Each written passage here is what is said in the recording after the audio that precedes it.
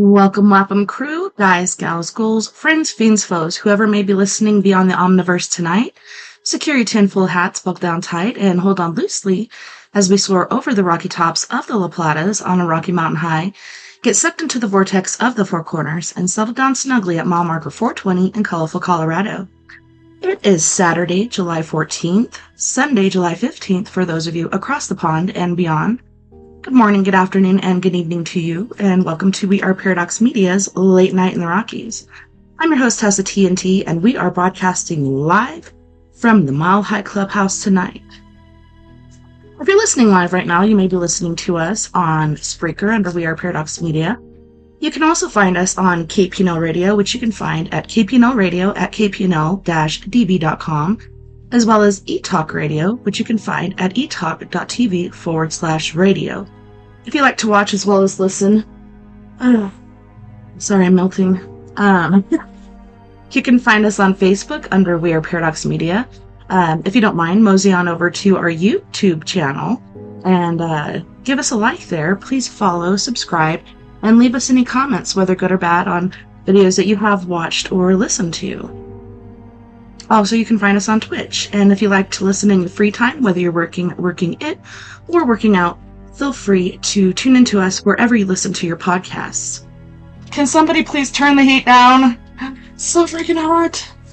I'm melting. It's very uncouth. Oh, I'm sorry. Oi. Oh, yeah. Alright, so we're going to get back into our book by Mr. Douglas Adams. It's The Restaurant at the End of the Universe. This is the second book in this series. We're getting pretty close to the end of it, but it's been pretty awesome so far. Chapter 18. The main reception foyer was almost empty, but Ford nevertheless weaved his way through it. Zaphod grasped him firmly by the arm and maneuvered him into a cubicle standing to one side of the entrance hall. "What are you doing to him?" asked Arthur. "Sobering him up," said Zaphod, and pushed a coin into a slot. Lights flashed, gases swirled. "Hi," said Ford, stepping out a moment later. "Where are we going?" "Down to the parking lot, come on." "What about the personal time teleports?" said Ford. "Get us straight back to the Heart of Gold." "Yeah, but I've cooled on that ship. Zarnywhoop can have it. I don't want to play his games. Let's see what we can find." A Sirius Cybernetics Corporation Happy Vertical People Transporter took them down deep into the substrata beneath the restaurant. They were glad to see it had been vandalized and didn't try to make them happy as well as it takes them down. At the bottom of the shaft, the elevator doors opened and a blast of cold air hit them. I wish I had a blast of cold air hitting me. Holy shnikes. It's so hot. The first thing they saw on leaving the elevator was a long concrete wall with over 50 doors in it, offering laboratory facilities for all the 50 major life forms.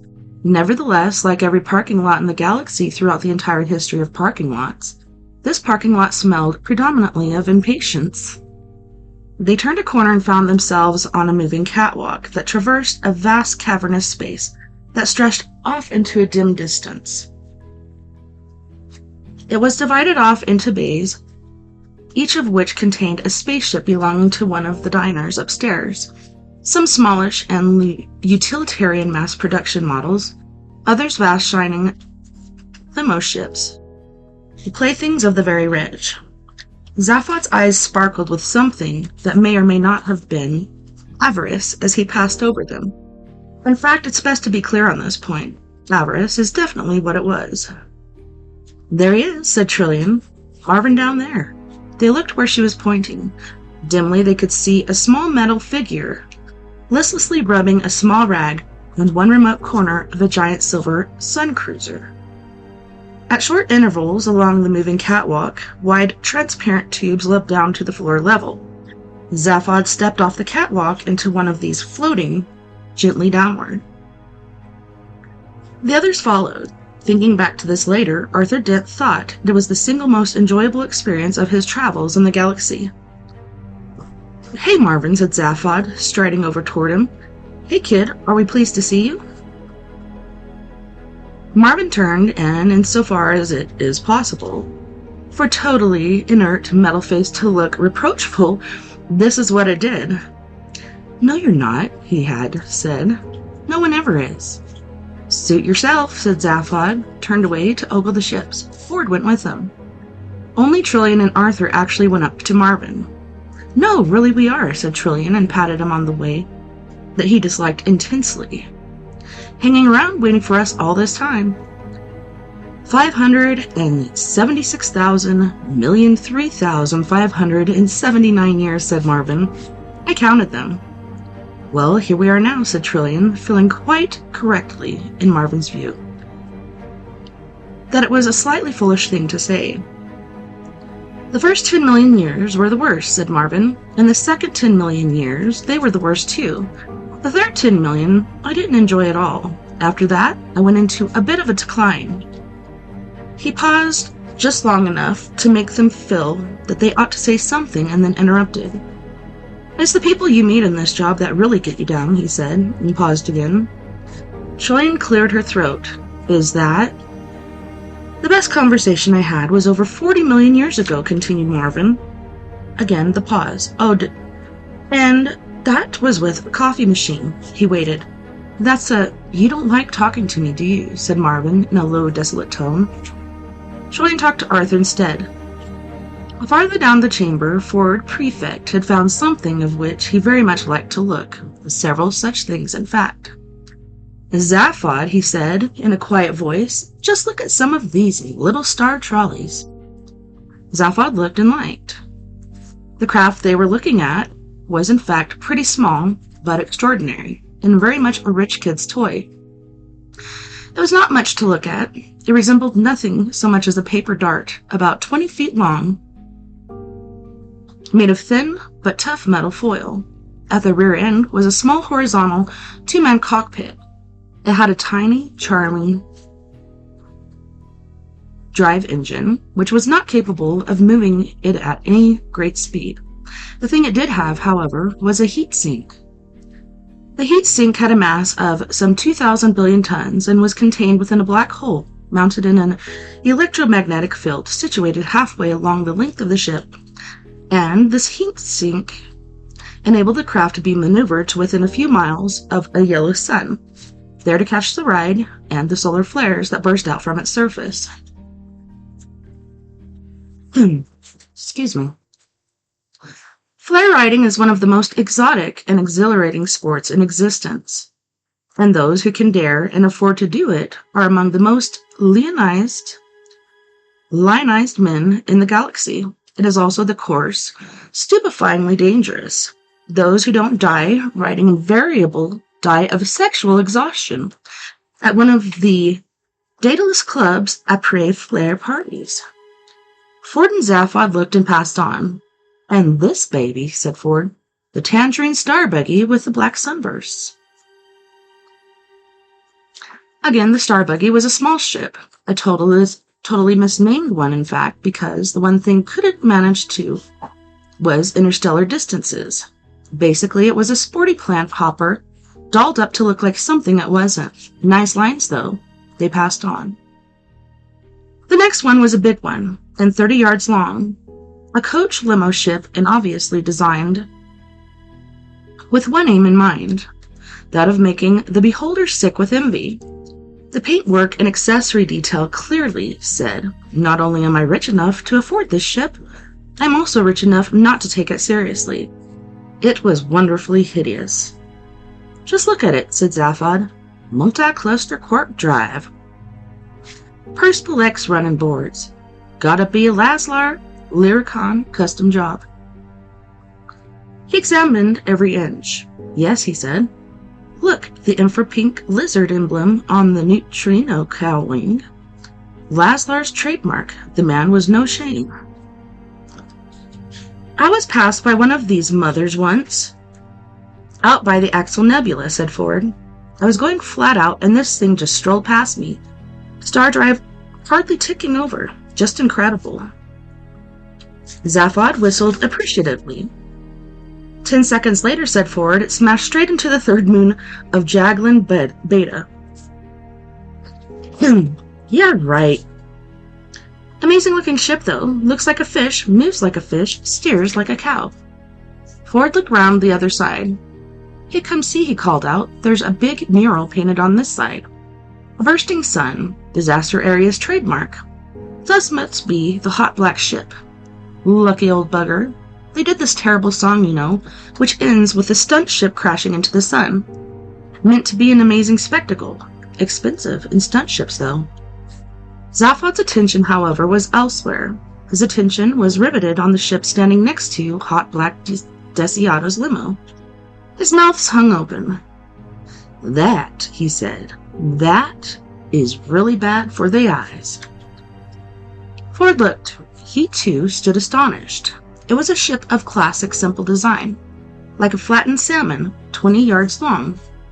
Very clean, very sleek. There was just one remarkable thing about it. It's so black, said Ford Prefect. You can hardly make out its shape. Light just seems to fall into it. Well, Zaphod said nothing. He'd simply fallen in love. The blackness of it was so extreme that it was almost impossible to tell how close you were standing to it. Your eyes just slid off of it, said Ford in wonder. It was an emotional moment. He bit his lip. Zaphod moved forward to it, slowly, like a man possessed, or more accurately, like a man who wanted to possess. His hand reached out to stroke it. His hand stopped. His hand reached out to stroke it again. His hand stopped again. Come and feel this surface, he said in a hushed voice. Ford put his hand out to feel it. His hand stopped. You can't, he said. See, said Zaphod. It's just totally frictionless. This must be one mother of a mover. He turned to look at Ford seriously. At least one of his heads did. The other stayed gazing in awe at the ship. What do you reckon, Ford? He said. You mean, Ford looked over his shoulder. You mean stroll off with it? Do you think we should? No. Nor do I. But we're going to, aren't we? How can we not? They gazed a little longer, till Zaphod suddenly pulled himself together. We better shift soon, he said. In a moment or so, the universe will have ended, and all the Captain Creeps will be pouring down here to find their Borgmobiles. Zaphod, said Ford. Yeah? How do we do it? Simple, said Zaphod. He turned. Marvin, he called. Slowly, laboriously, and with a million little clanking and creaking noises that he had learned to simulate, Marvin turned round to answer the summons. Come on over here, said Zaphod. We've got a job for you. Marvin trudged toward them. I won't enjoy it, he said. Yes, you will, enthused Zaphod. There's a whole new life stretching out ahead of you. Oh, not another one, groaned Marvin. Will you shut up and listen, hissed Zaphod. This time, there's going to be excitement and adventure and really wild things. Sounds awful, Marvin said. Marvin, all I'm trying to ask you, I suppose you want me to open the starship for you. What, yeah. Yeah, that's right, said Zaphod, jumpily. He was keeping at least 3 eyes on the entrance. Time was short. Well, I wish you'd just let me rather than try to engage with enthusiasm, said Marvin, because I haven't got one. He walked up to the ship, touched it, and the hatchway swung open. Ford and Zaphod stared at the opening. Don't mention it, said Marvin. Oh, you didn't. He trudged away again. Arthur and Trillian clustered around. What's happening? Asked Arthur. Oh, look at this, said Ford. Look at the interior of this ship. Weirder and weirder, breathed Zaphod. It's black, said Ford. Everything in it is just totally black. In the restaurant, things were fast approaching the moment, after which there wouldn't be any more moments. All eyes were fixed on the dome, other than those of Hot Black Desiato's bodyguard, which were looking intently at Hot Black Desiato, and those of Hot Black Desiato himself, which the bodyguard had closed out of respect. The bodyguard leaned forward over the table. Had Hot Black Desiato been alive, he probably would have deemed this a good moment to lean back or even go for a short walk. His bodyguard was not a man who improved with proximity. On account of his unfortunate condition, however, Hot Black Desiato remained totally inert.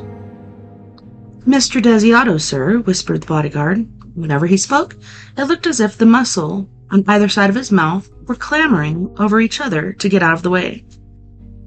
"Mr. Desiato, can you hear me?" Hot Black Desiato quite naturally said nothing. "Hot Black," hissed the bodyguard. Again, quite naturally, Hot Black Desiato did not reply. Supernaturally, however, he did.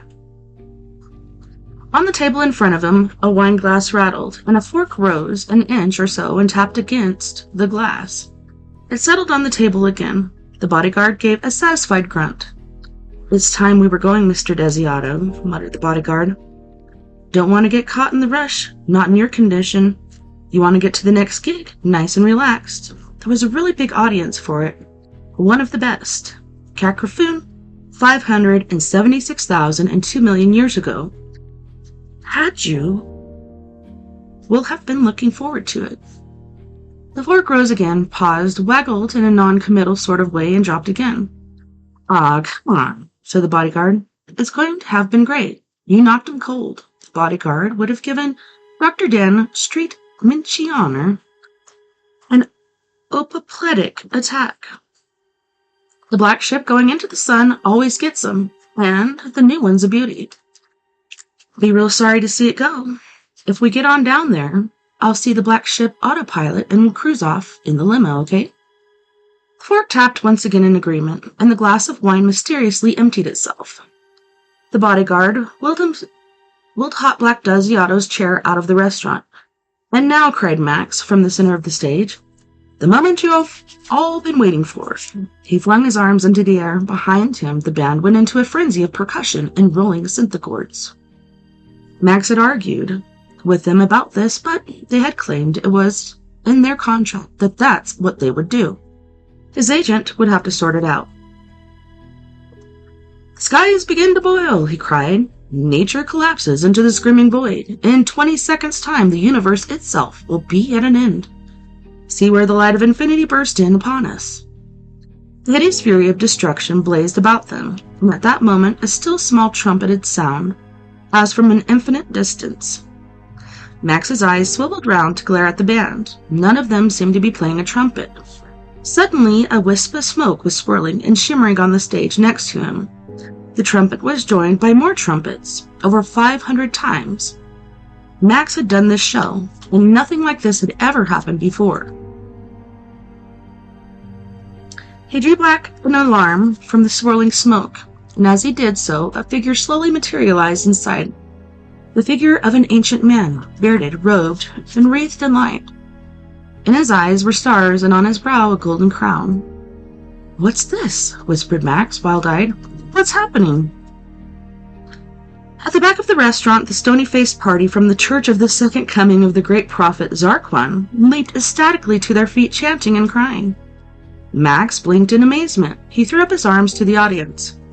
"A big hand, please, ladies and gentlemen," he hollered, "for the Great Prophet Zarquan. He has come. Zarquan has come again." Thunderous applause broke out as Max strode across the stage and handed his microphone to the prophet. Zarquan coughed. He peered round the assembled gathering. The stars in his eyes twinkled uneasily. He handled the microphone with confusion. He said, "Hello, look, I'm sorry I'm a bit late. I've had the most ghastly time. All sorts of things cropping up at the last moment." He seemed nervous of the expected odd hush. He cleared his throat. How are we for time?" he said. "Have I just got a minute?" And so the universe ended. Chapter 19. One of the major selling points of that wholly remarkable travel book, The Hitchhiker's Guide to the Galaxy, apart from its relative cheapness and the fact that it has the words "Don't Panic" written in large friendly letters on its cover, is its compendiums and occasionally accurate glossary. The statistics relating to the geosocial nature of the universe, for instance, are deftly set out between pages 938,324 and 938,326, and the simplistic style in which they are written is partly explained by the fact that the editors, having to meet a publishing deadline, copied the information off the back of a packet of breakfast cereal, hastily embroidered it with a few footnotes in order to avoid prosecution under the incomprehensible, tortuous galactic copyright laws. It is interesting to note that a later and willier editor sent the book backward in time through a temporal warp and then successfully sued the breakfast cereal company for infringement of the same laws. Here is a sample. The universe. Some information to help you live in it. 1. Area. Infinite. The Hitchhiker's Guide to the Galaxy offers this definition of the word infinite. Infinite, bigger than the biggest thing ever, and then some. Much bigger than that, in fact, really amazingly immense, a totally stunning size. Real wow, that's big time. Infinity is just so big that by comparison, bigness itself looks really titchy. Gigantic multiplied by colossal multiplied by staggeringly huge is the sort of concept we're trying to get across here. 2. Imports. None. It is impossible to import things into an infinite area, there being no outside to import things in from. 3. Exports. None. See imports. 4. Population. None. It is known that there are an infinite number of worlds simply because there is an infinite amount of space for them to be in. However, not every one of them is inhabited. Therefore, there must be a finite number of inhabited worlds. Any finite number divided by infinity is as near to nothing as makes no odds. So the average population of all the planets in the universe can be said to be 0. From this it follows that the population of the whole universe is also 0, and that any you may meet from time to time are merely the products of a deranged imagination. Monetary units. Number 5. None. In fact, there are 3 freely convertible currencies in the galaxy, but none of them count. The Alterian dollar has recently collapsed. The Flanian pobble bead is only exchangeable for other Flanian pobble beads. And the Triganic, who has its own very special problems. Its exchange rate is 8 ningis to 1 poo, is simple enough, but since a ningi is a triangle rubber coin, 6,800 miles along each side, no one has ever collected enough to own 1 poo. Ningis are not negotiable currency because the galactic banks refuse to deal in fiddling small change. From this basic premise, it is very simple to prove that the galactic banks are also the product of a deranged imagination. Number 6. Art. None. The function of art is to hold the mirror up to nature, and there simply isn't a mirror big enough. See point 1. 7. Sex. None. Well, in fact, there is an awful lot of this, largely because of the total lack of money, trade banks, art, or anything else that might keep all the non-existent people of the universe occupied. However, it is not worth embarking on a long discussion of it, now because it really is terribly complicated. For further information, see Guide Chapters 7, 9, 10, 11, 14, 16, 17, 19, 21 to 8, 4, inclusive, and in fact most of the rest of the guide. Chapter 20. The restaurant continued existing, but everything else had stopped. Temporal relistatics held it to the protected, and protected it in a nothingness that wasn't merely a vacuum. It was simply nothing. There was nothing in which a vacuum could be said to exist. The force-shielded dome had once again been repaired. Opaque. The party was over. The diners were leaving. Zarquan had vanished along with the rest of the universe. The time turbines were preparing to pull the restaurant back across the brink of time, in readiness for the lunch sitting. And Max Cordlepine was back in his small, curtained dressing room trying to raise his agent on the telephone. Tempophone. In the parking lot stood the black ship, closed and silent. Into the parking lot came the late Mr. Hotblack Desiato, propelled along with a moving catwalk by his bodyguard. They descended one of the tubes. As they approached the limo ship, a hatchway swung open from its side, engaged the wheels of the wheelchair, and drew it inside. The bodyguard followed, and having seen his boss safely connected up to his death support system, moved up to the small cockpit. Here he operated the remote control system which activated the autopilot in the black ship lying next to the limo, thus causing great relief to Zaphod Beeblebrox, who had been trying to start the thing for over 10 minutes. The black ship glided smoothly forward out of its bay, turned, and moved down the central causeway swiftly and quietly.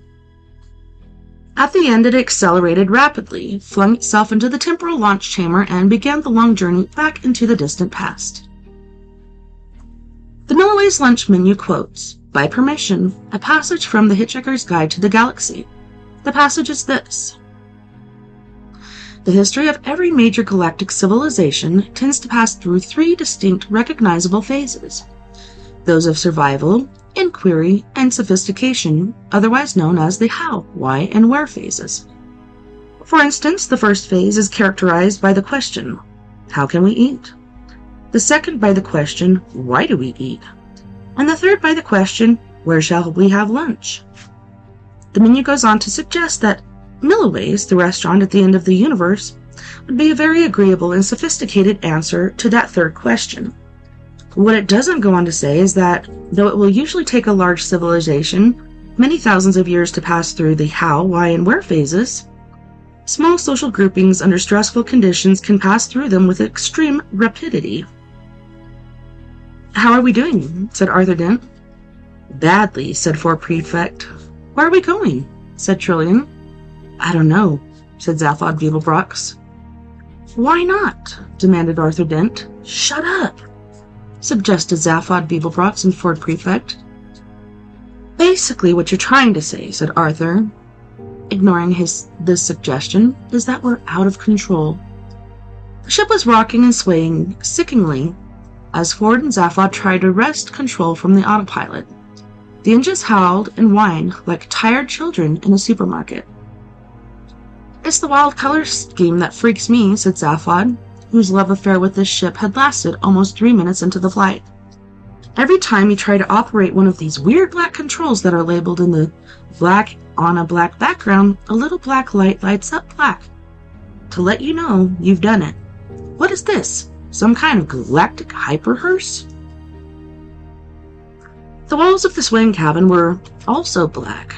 The ceiling was black. The seats, which were rudimentary, since the only important trip the ship was designed for was supposed to be unmanned, were black. The control panel was black. The instruments were black. The little screws that held them in place were black. The thin, tufted nylon floor covered with black, and when they had lifted up a corner of it, they had discovered that the foam underlay was also black. "Perhaps whoever designed it had eyes that responded to different wavelengths," offered Trillian. "Or didn't have much imagination," muttered Arthur. "Perhaps," said Marvin. He was really very depressed. In fact, though, they weren't to know it. The decor had been chosen in honor of its owner's sad, lamented, and tax-deductible condition. The ship gave a particularly sickening lurch.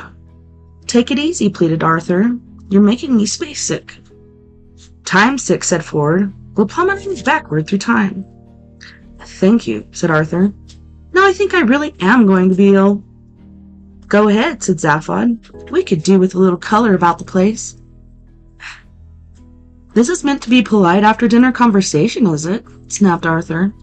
Zaphod left the controls to Ford to figure out, and lurched over to Arthur. "Look, Earthman," he said angrily.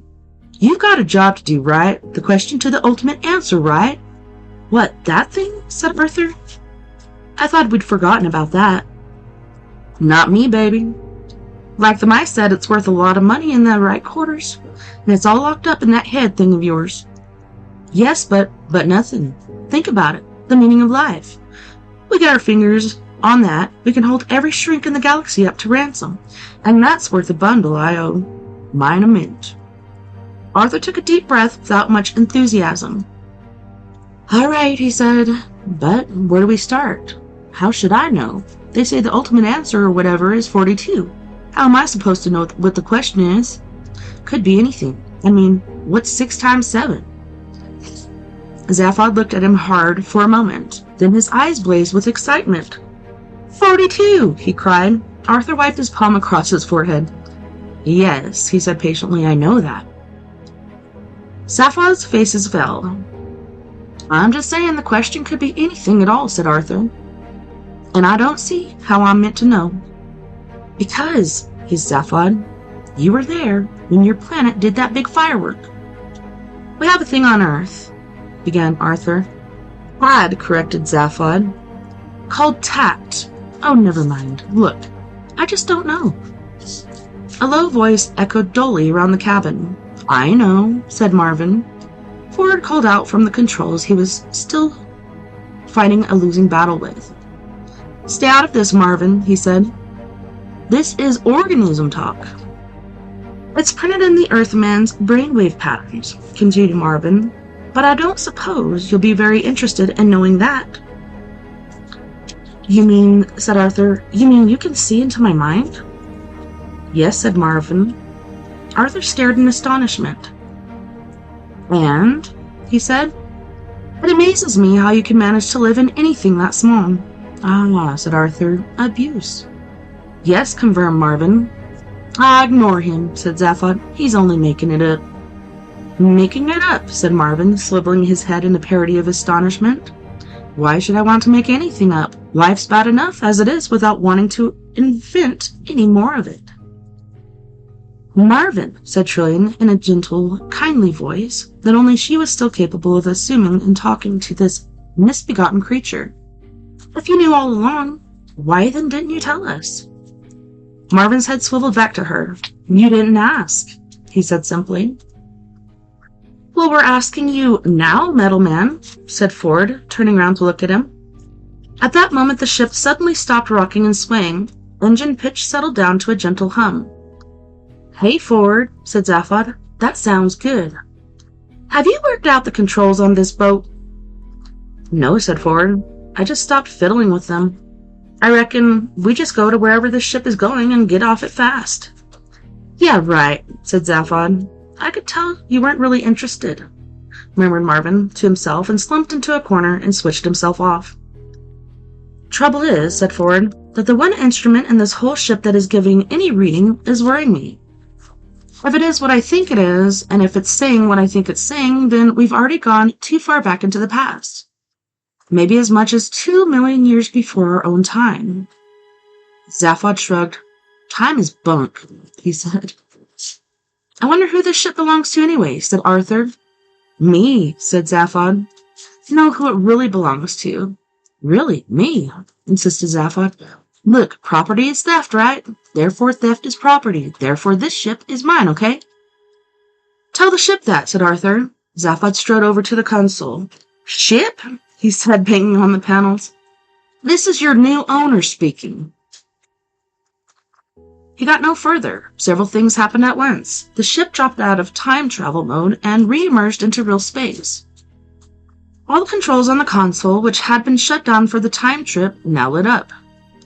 A large vision screen above the console winked into life, revealing a wide starscape and a single very large sun dead ahead of them.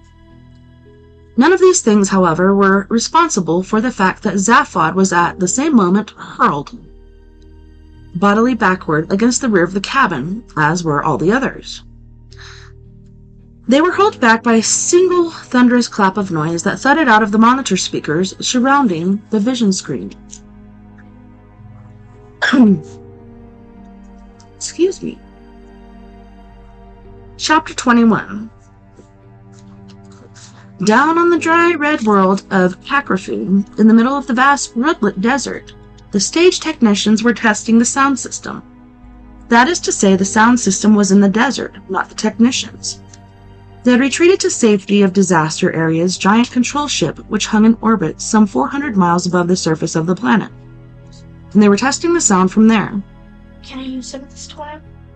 Sure. It's like body glitter. It's like folowed. Oh, that's cool. Yeah. Love you.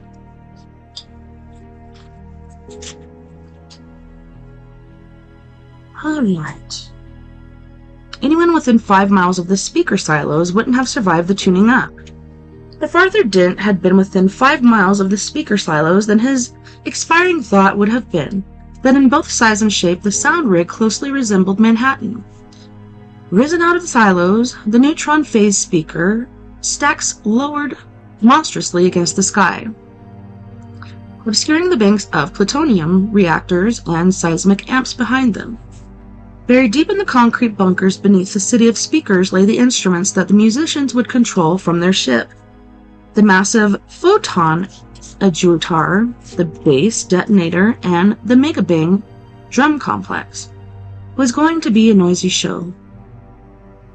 Aboard the giant control ship, all was activity and bustle. Hot Black Desiato's limo ship, a mere tadpole beside it, had arrived and docked, and the lamented gentleman was being transported down the high-vaulted corridors to meet the medium who was going to interpret his psychic impulses into the adjutor keyboard. A doctor, a logician, and a marine biologist had also just arrived, flown in at the phenomenal expense from Maximegalon, try to reason with the lead singer, who had locked himself in the bathroom with a bottle of pills and was refusing to come out, till it could be proved conclusively to him that he wasn't a fish. The bass player was busy machine gunning his bedroom, and the drummer was nowhere on board.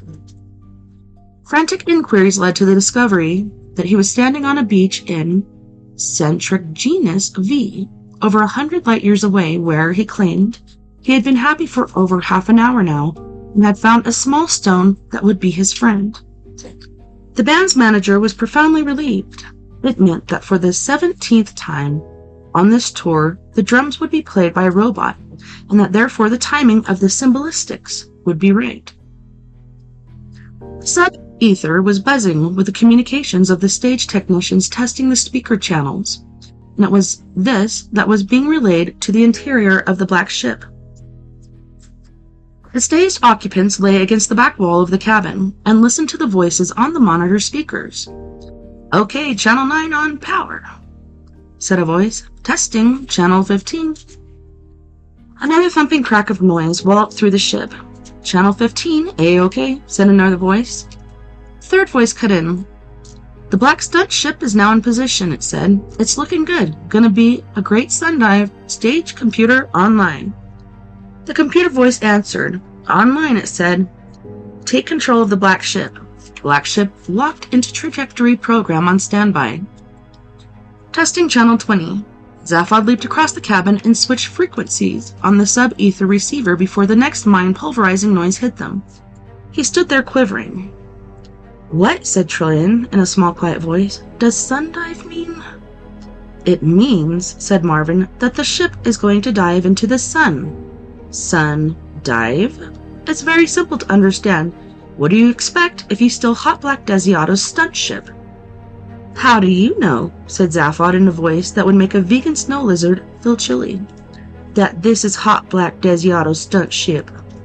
"Simple," said Marvin. "I parked it for him." "Then why didn't you tell us?" "You said you wanted excitement and adventure and really wild things." "This is awful," said Arthur unnecessarily, in the pause which followed. "That's what I said," confirmed Marvin. On a different frequency, the sub-ether receiver had picked up a public broadcast, which now echoed around the cabin.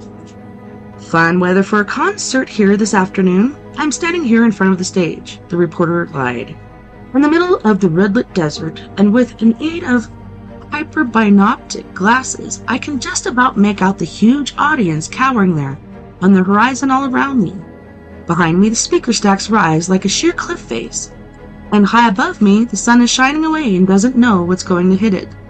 The environmentalist lobby do know what's going to hit it, and they claim that the concert will cause earthquakes, tidal waves, hurricanes, irreparable damage to the atmosphere, and all the usual things that environmentalists usually go on about.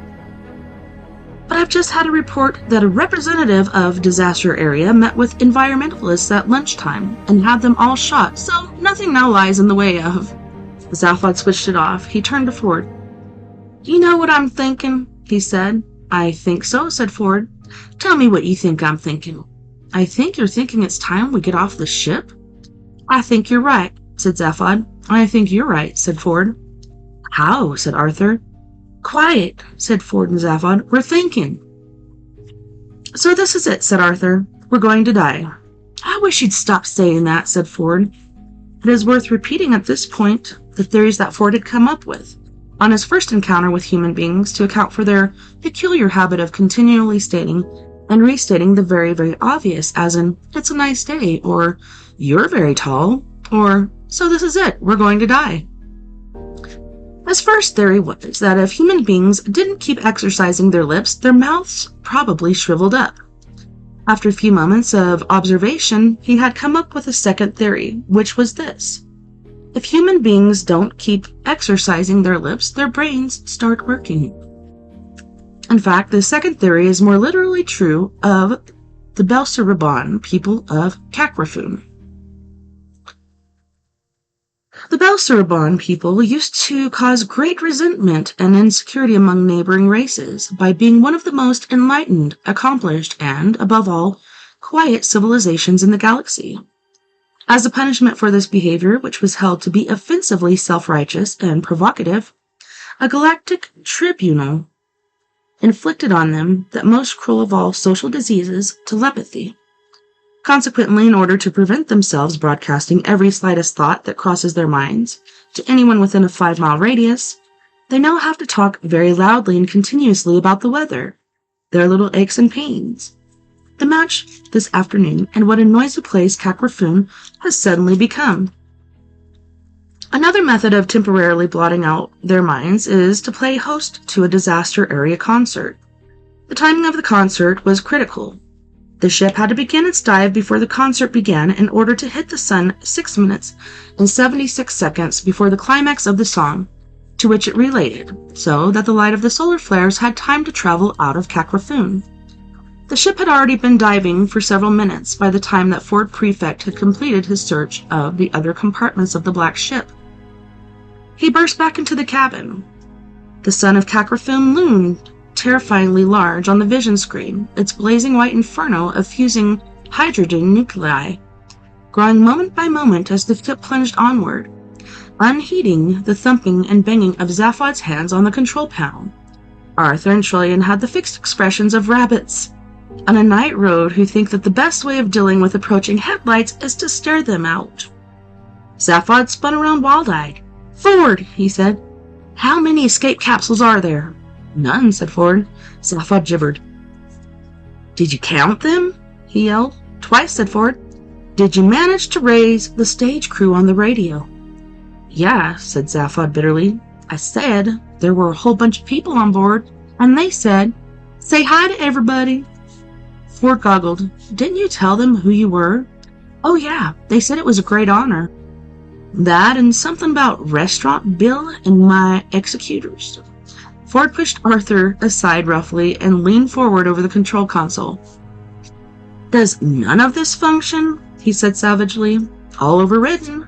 Smash the autopilot. Find it first, nothing connects."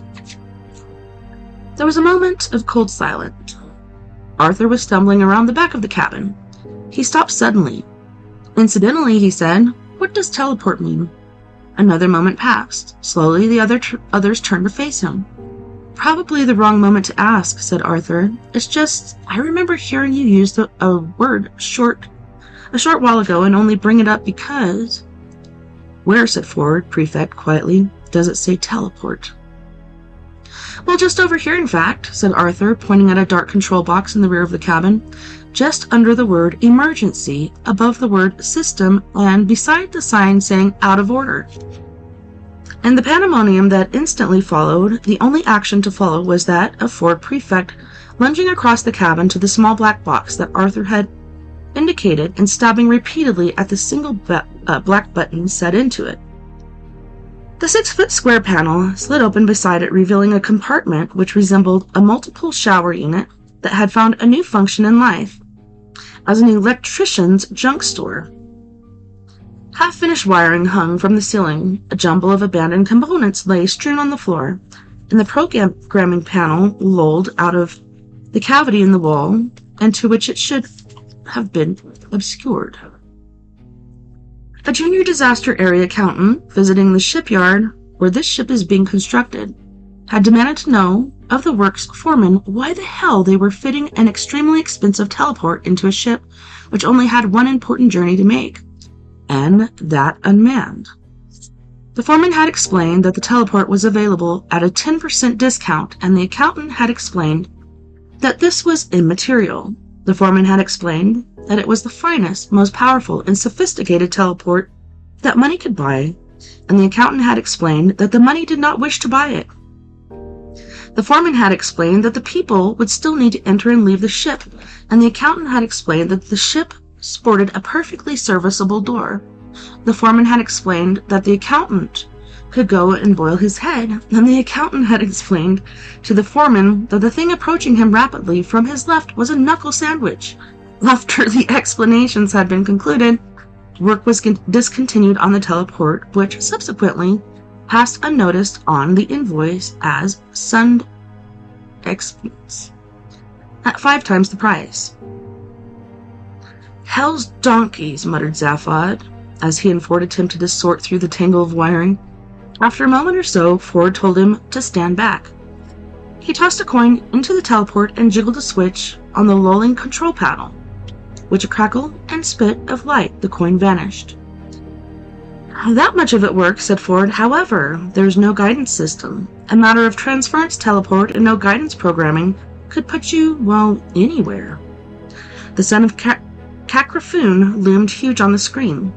"Who cares?" said Zaphod. "We go where we go." "And," said Ford, "there is no auto system. We couldn't all go. Someone would have to stay and operate it." The solemn moments shuffled past. The sun loomed larger and larger. "Hey, Marvin, kid," said Zaphod. "How you doing?" "Very badly, I suspect," muttered Marvin. A shortish while later, the concert on Kakrafoon reached an unexpected climax. The black ship, with its single morose occupant, had plunged on schedule into the nuclear furnace of the sun. Massive solar flares licked out from it millions of miles into space, thrilling and in a few cases spilling the dozen or so flare riders, who had been coasting close to the surface of the sun in anticipation of the moment. Moments before the flare light reached Kakrafoon, the pounding desert cracked along a deep fault line. A huge and hitherto undetected undergoing river lying far beneath the surface gushed to the surface, to be followed seconds later by the eruption of millions of tons of boiling lava that flowed hundreds of feet into the air, instantaneously vaporizing the river both above and below the surface in an explosion that echoed to the far side of the world and back again. Those very few who witnessed the event and survived swear that the whole 100,000 square miles of the desert rose into the air like a mile-thick pancake, flipped itself over and fell back down. At that precise moment, the solar radiation from the flares filtered through the clouds of vaporized water and struck the ground. A year later, the 100,000 square mile desert was thick with flowers. The structure of the atmosphere around the planet was subtly altered. The sun blazed less harshly in the summer. The cold bit less bitterly in the winter. Pleasant rain fell more often and slowly. The desert world of Kakrafoon became a paradise. Even the telepathic power of which the people of Kakrafoon had been cursed with was permanently dispersed by the force of the explosion. A spokesman for a disaster area, the one who had had all the environmentalists shot, was later quoted as saying that it had been a good gig. Many people spoke movingly of the healing powers of music. A few skeptical scientists examined the records of the events more closely and claimed that they had discovered faint vestiges of vast artificially induced improbability field drifting in from a nearby region of space.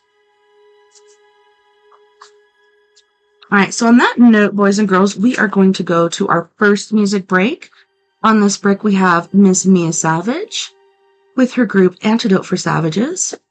And by group, I mean just her. She's like a little tiny Trent Reznor. She is so cute. So she's going to be singing Lemurian Crypto, Let Me Be Your Home, and Our New Reality, as well as Your Skeleton. You guys don't go anywhere. We'll be right back after this music break.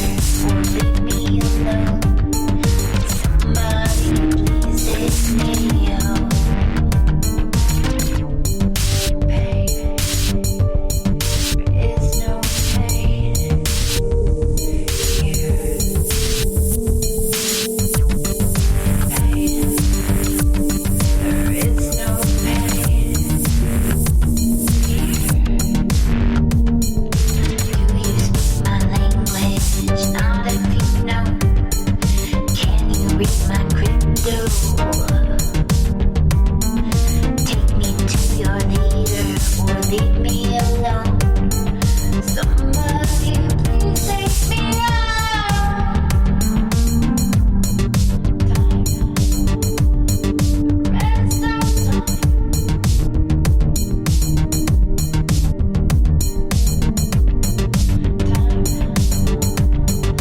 Rest of time.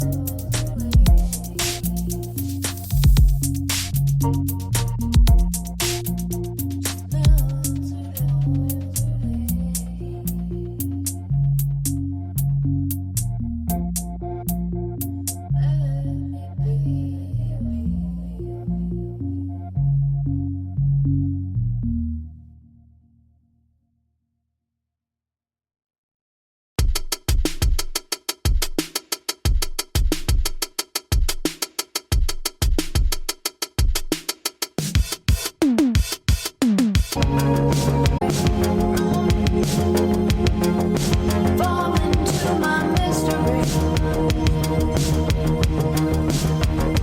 Don't cry, baby, 'cause I don't cry.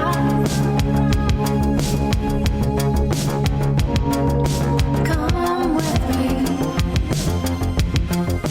to our new reality.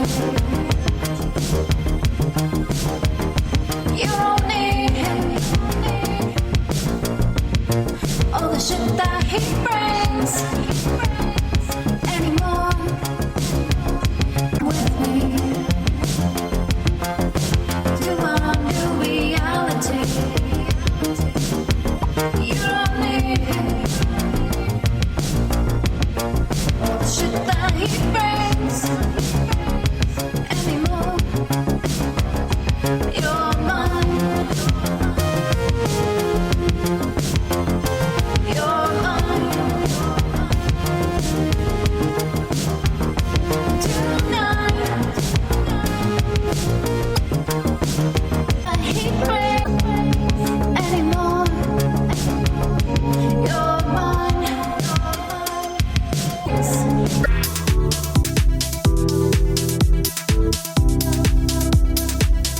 Not that I couldn't take it, no matter how I felt. On the outside, everything is fine, but I'm really in personal hell.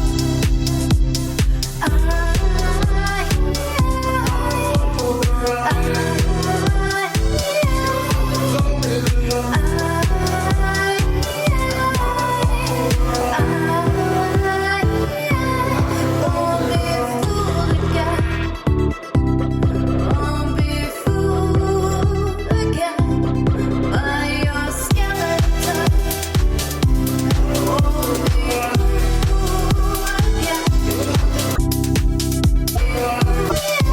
Won't be fooled again. Won't be fooled again by your skeleton. Won't be fooled again.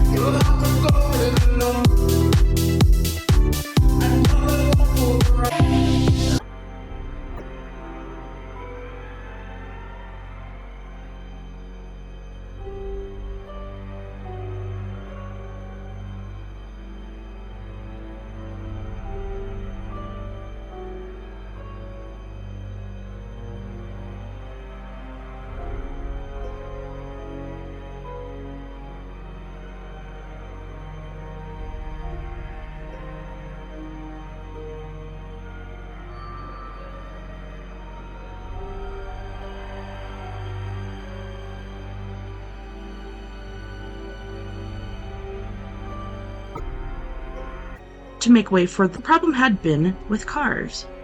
The new hyperspace bypass. Cybernetics Corporation factory on Happy World 3. Aldebaran's grade, okay? Algol's teleport systems fact. You must be off your... And if you try to take me apart to get me there, I'll stay right here in bed. And so on. Another favorite song was much shorter. I teleported home one night with Ron and Sid and Meg. Ron stole Maggie's heart away, and I got Sydney's leg. Arthur felt the waves of pain slowly receding, though he was still aware of a dull stomping throb. Slowly, carefully, he stood up. Can you hear a dull stomping throb? Said Ford Prefect. Arthur spun around and wobbled uncertainly. Ford Prefect was approaching, looking red-eyed and pasty. Where are we? Gasped Arthur. Ford looked around. They were standing in a long curving corridor which stretched out of sight in both directions. The outer steel wall, which was painted in that sickly shade of pale green, which they use in schools, hospitals, and mental asylums to keep the inmates subdued, curved over the tops of their heads to where it met the inner, perpendicular wall which, oddly enough, was covered in dark brown Hessian wall weave. The floor was of dark green ribbed rubber. Ford moved over to the very thick, dark, transparent panel set in on the outer wall. It was several layers deep, yet through it he could see pinpoints of distant stars. I think we're in a spaceship of some kind, he said. Down the corridor came the sound of a dull stomping throb. Trillion? Called Arthur nervously. Zaffa? Ford shrugged. Nowhere about, he said. I've looked. They could be anywhere. An unprogrammed teleport can throw you light years in any direction. Judging by the way I feel, I should think we've traveled a very long way indeed. How do you feel? Bad. Do you think they're... Where they are, how they are, there's no way we can know, and no way we can do anything about it. Head, incautious travelers who found such ships. Stories of... Then Ford remembered the brown Hessian wall weave in the first corridor and pulled himself together. However, ghosts and demons may choose to down an innard. It was a very short, arched-steel door. Ford examined it, discovered the opening mechanism, and pushed it wide. The first thing that hit their eyes was what appeared to be a coffin. And the next 4,999 things that hit their eyes were also coffins. Well, that sounds bleak. Chapter 23. The vault was low-ceilinged, dimly lit, and gigantic. At the far end, about 300 yards away, an archway led through to what appeared to be a similar chamber, similarly occupied. Ford Prefect let out a low whistle as he stepped down onto the floor of the vault. Wild, he said. What's so great about dead people? Asked Arthur, nervously stepping down after him. Dunno, said Ford. Let's find out, shall we? On closer inspection, the coffins seemed to be more like sarcophagi. They stood about waist high and were constructed of what appeared to be white marble, which is almost certainly what it was. Something that only appeared to be white marble. The tops were semi-translucent, and through them could dimly be perceived the features of their late and presumably lamented occupants. They were humanoid and had clearly left the troubles of whatever world it was they came from far behind them. But beyond that, little else could be discerned. Rolling slowly down the floor between the sarcophagi was a heavy, oily white gas, which Arthur first thought might be there to give the place a little atmosphere until he discovered that it also froze his ankles. The sarcophagi, too, were intensely cold to the touch. Ford suddenly crouched down beside one of them. He pulled a corner of his towel out of his satchel and started to rub it furiously at something. Look, there's a plaque on this one, he explained to Arthur. It's frosted over. He rubbed the frost clear and examined the engraved characters. To Arthur they looked like the footprints of a spider, and had had one too many of whatever it was that spiders have on a night out, but Ford instantly recognized an early form of galactic Ezerd. Ezerd? It says, Golga Frincham, Arc Fleet, Ship B, Hold 7, Telephone Sanitizer, 2nd Class, and a serial number. A telephone sanitizer, said Arthur. A dead telephone sanitizer? Best kind. But what's he doing here? Ford peered through the top at the figure within. Not a lot, he said, and suddenly flashed one of those grins of his which always made people think he'd been overdoing things recently and should try to get some rest. He scampered over to another sarcophagus. A moment's brisk towel work, and he announced, This one's a dead hairdresser. Please. The next sarcophagus revealed itself to be the last resting place of an advertising account executive, the one that contained a second-hand car salesman 3rd class. An inspection hatch led into the door, where the floor suddenly caught Ford's attention, and he squatted down to unfasten it, thrashing away at the clouds of freezing gas that threatened to envelop him. A thought occurred to Arthur. If these are just coffins, he said, why are they kept so cold? Or indeed, why are they kept anyway? Said Ford, tugging the hatchway open. The gas poured down through it. Why, in fact, is anyone going to all the trouble and expense of carting 5,000 dead bodies through space? 10,000, said Arthur, pointing at the archway through which the next chamber was dimly visible. Ford stuck his head down through the floor hatchway. He looked up again. 15,000, he said. There's another lot down there. 15 million, said a voice. That's a lot, said Ford. A lot. Turn around slowly, barked the voice, and put your hands up. Any other move, and I blast you into tiny, tiny bits. Hello? Said Ford, turning round slowly, putting his hands up and not making any other move. "Why," said Arthur Dent, "isn't anyone ever pleased to see us?" Standing silhouetted in the doorway through which they had entered the vault was the man who wasn't pleased to see them. His displeasure was communicated partly by the barking, hectoring quality of his voice and partly by the viciousness with which he waved a long silver Zillo-Zap gun at them. The designer of the gun had clearly not been instructed to beat about the bush. "Make it able," he'd been told. "Make it totally clear that this gun has a right end and a wrong end. Make it totally clear that anyone standing at the wrong end, that things are going badly for them. If that means sticking all sort of spikes and prongs and blackened bits all over it, then so be it. This is not a gun for hanging over the fireplace or sticking in the umbrella stand. It is a gun for going out and making people miserable with." Ford and Arthur looked at the gun unhappily. The man with the gun moved through the door and circled around them. As he came into the light, they could see his black and gold uniform, in which the buttons were so highly polished that they shone with an intensity that would have made an approaching motorist flash his lights in annoyance. He gestured at the door. "Out," he said. "People who can supply that amount of firepower don't need a supply of verbs as well." Ford and Arthur Dent went out, closely followed by the wrong end of the Zillo-Zap gun and the buttons. Turning into the corridor, they were jostled by 24 oncoming joggers, who showered and changed, who swept on past them into the vault. Arthur turned to watch them in confusion. "Move!" screamed their captor. Arthur moved. Ford shrugged and moved. In the vault, the joggers went to 24 empty sarcophagi along the sidewall, opened them, climbed in, and fell into 24 dreamless sleeps. Chapter 24. Captain? Yes, number 1. Just had a sort of a report thingy from number 2. Oh dear. High up in the bridge of the ship, the captain stared out into the infinite reaches of space, with mild irritation. From where he reclined beneath a wide domed bubble, he could see before and above him the vast panorama of stars through which they were moving. A panorama that had thinned out noticeably during the course of the voyage. Turning and looking backward over the vast 2-mile bulk of the ship, he could see the far denser mass of stars behind them, which seemed to form almost a solid band. This was the view through the galactic center from which they were traveling, and indeed had been traveling for years at a speed that he couldn't quite remember at the moment. But he knew it was terribly fast. It was something approaching the speed of something or other, or was it 3 times the speed of something else? Jolly impressive, anyway. He peered into the bright distance behind the ship, looking for something.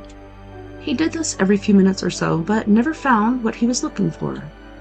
He didn't let it worry him, though. The scientist chaps had been very insistent that everything was going to be perfectly all right, providing nobody panicked and everybody got on and did their bit in an orderly fashion.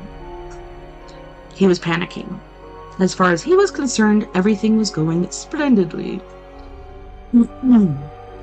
He dabbed at his shoulder with a large frothy sponge. It crept back into his mind that he was feeling mildly irritated about something. Now what was all that about? A slight cough alerted him to the fact that the ship's first officer was still standing nearby. Nice chap, number 1. Not the very brightest. Had the odd spot of difficulty tying his shoelaces, but jolly good officer material for all that. The captain wasn't a man to kick a chap when he was bending over trying to do up his shoelaces, however long that it took him. Not like that ghastly number 2, strutting all about all over the place, polishing his buttons, issuing reports every hour. Ship still moving, Captain. Still on course, Captain. Oxygen levels still being maintained, Captain. Give it a miss, was the captain's vote. Ah, yes, that was the thing that had been irritating him. He peered down at number 1. Yes, Captain, he was shouting something or another, having found some prisoners. The captain thought about this. Seemed pretty unlikely to him, but he wasn't one to stand in his officer's way. Well, perhaps that'll keep him happy for a bit, he said. He's always wanted some. Ford Prefect and Arthur Dent trudged onward, up the ship's apparently endless corridors. Number 2 marched behind them. Excuse me. Barking the occasional order about not making any false moves or trying any funny stuff. They seemed to have passed at least a mile of continuous brown Haitian wall weave. Finally, they reached a large steel door which slid open when Number 2 shouted at it. They entered. To the eyes of Ford Prefect and Arthur Dent, the most remarkable thing about the ship's bridge was not the 50-foot diameter hemispherical dome which covered it. Man, I think my hair is tickling my leg. It's not a spider.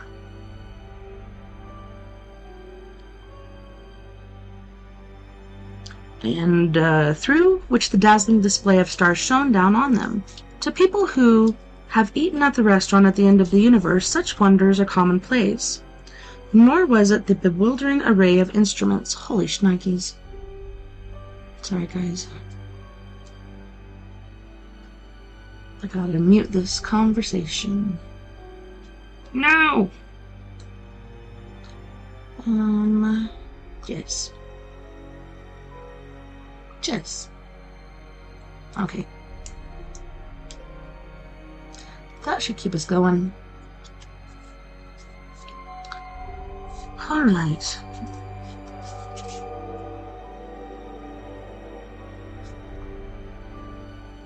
To the eyes of Ford Prefect and Arthur Dent, the most remarkable thing we just read was not the 50-foot diameter hemispherical dome which covered it, and through which the dazzling display of stars shone down on them. To people who have eaten at the restaurant at the end of the universe, such wonders are commonplace. Nor was it the bewildering array of instruments that crowded the long circumferential wall around them. To Arthur, this was exactly what spaceships were traditionally supposed to look like, and to Ford it looked thoroughly antiquated. That confirms his suspicions that Disaster Area's stunt ship had taken them back at least 1 million, if not 2 million years before their own time. No, the thing that really caught them off balance was the bathtub. The bathtub stood on a 6-foot pedestal of rough-hewn blue water crystal and was of a Baroque monstrosity, not often seen outside the Marxi-Megalon Museum of Diseased Imaginings. An intestinal jumble of plumbing had been picked out in gold leaf rather than decently buried at midnight in an unmarked grave. The taps and shower attachment would have made a gargoyle jump. As the dominant centerpiece of the Starship Bridge, it was terribly wrong, and it was the embittered error of a man who knew this that Number 2 approached it. "Captain, sir," he shouted through the clenched teeth, a difficult trick, but he'd had years during which to perfect it. A large, genial face and genial foam-covered arm popped up above the rim of the monstrous bath. "Ah, hello, Number 2, said the captain, waving a cheery sponge. "Having a nice day?" Number 2 snapped even farther to attention than he already was. "I have brought you the prisoners. I located in Freezer Bay 7, sir," he yapped. Ford and Arthur coughed in confusion. Hello?" they said. The captain beamed at them. So Number 2 had really found some prisoners. Well, good for him, thought the captain. Nice to see a chap doing what he's best at. "Oh, hello there," he said to them. "Excuse me not getting up, just having a quick bath. Well, joinin' tonics all round then. Look in the fridge, Number 1. "Certainly, sir." It is a curious fact that, and one to which no one knows quite how much importance to attach, that something like 85% of all known worlds in the galaxy, be they primitive or highly advanced, have invented a drink called gin and tonics, or gint nix, or ginnond onyx, or any one of 1,000 or more variations on the same phonetic thing.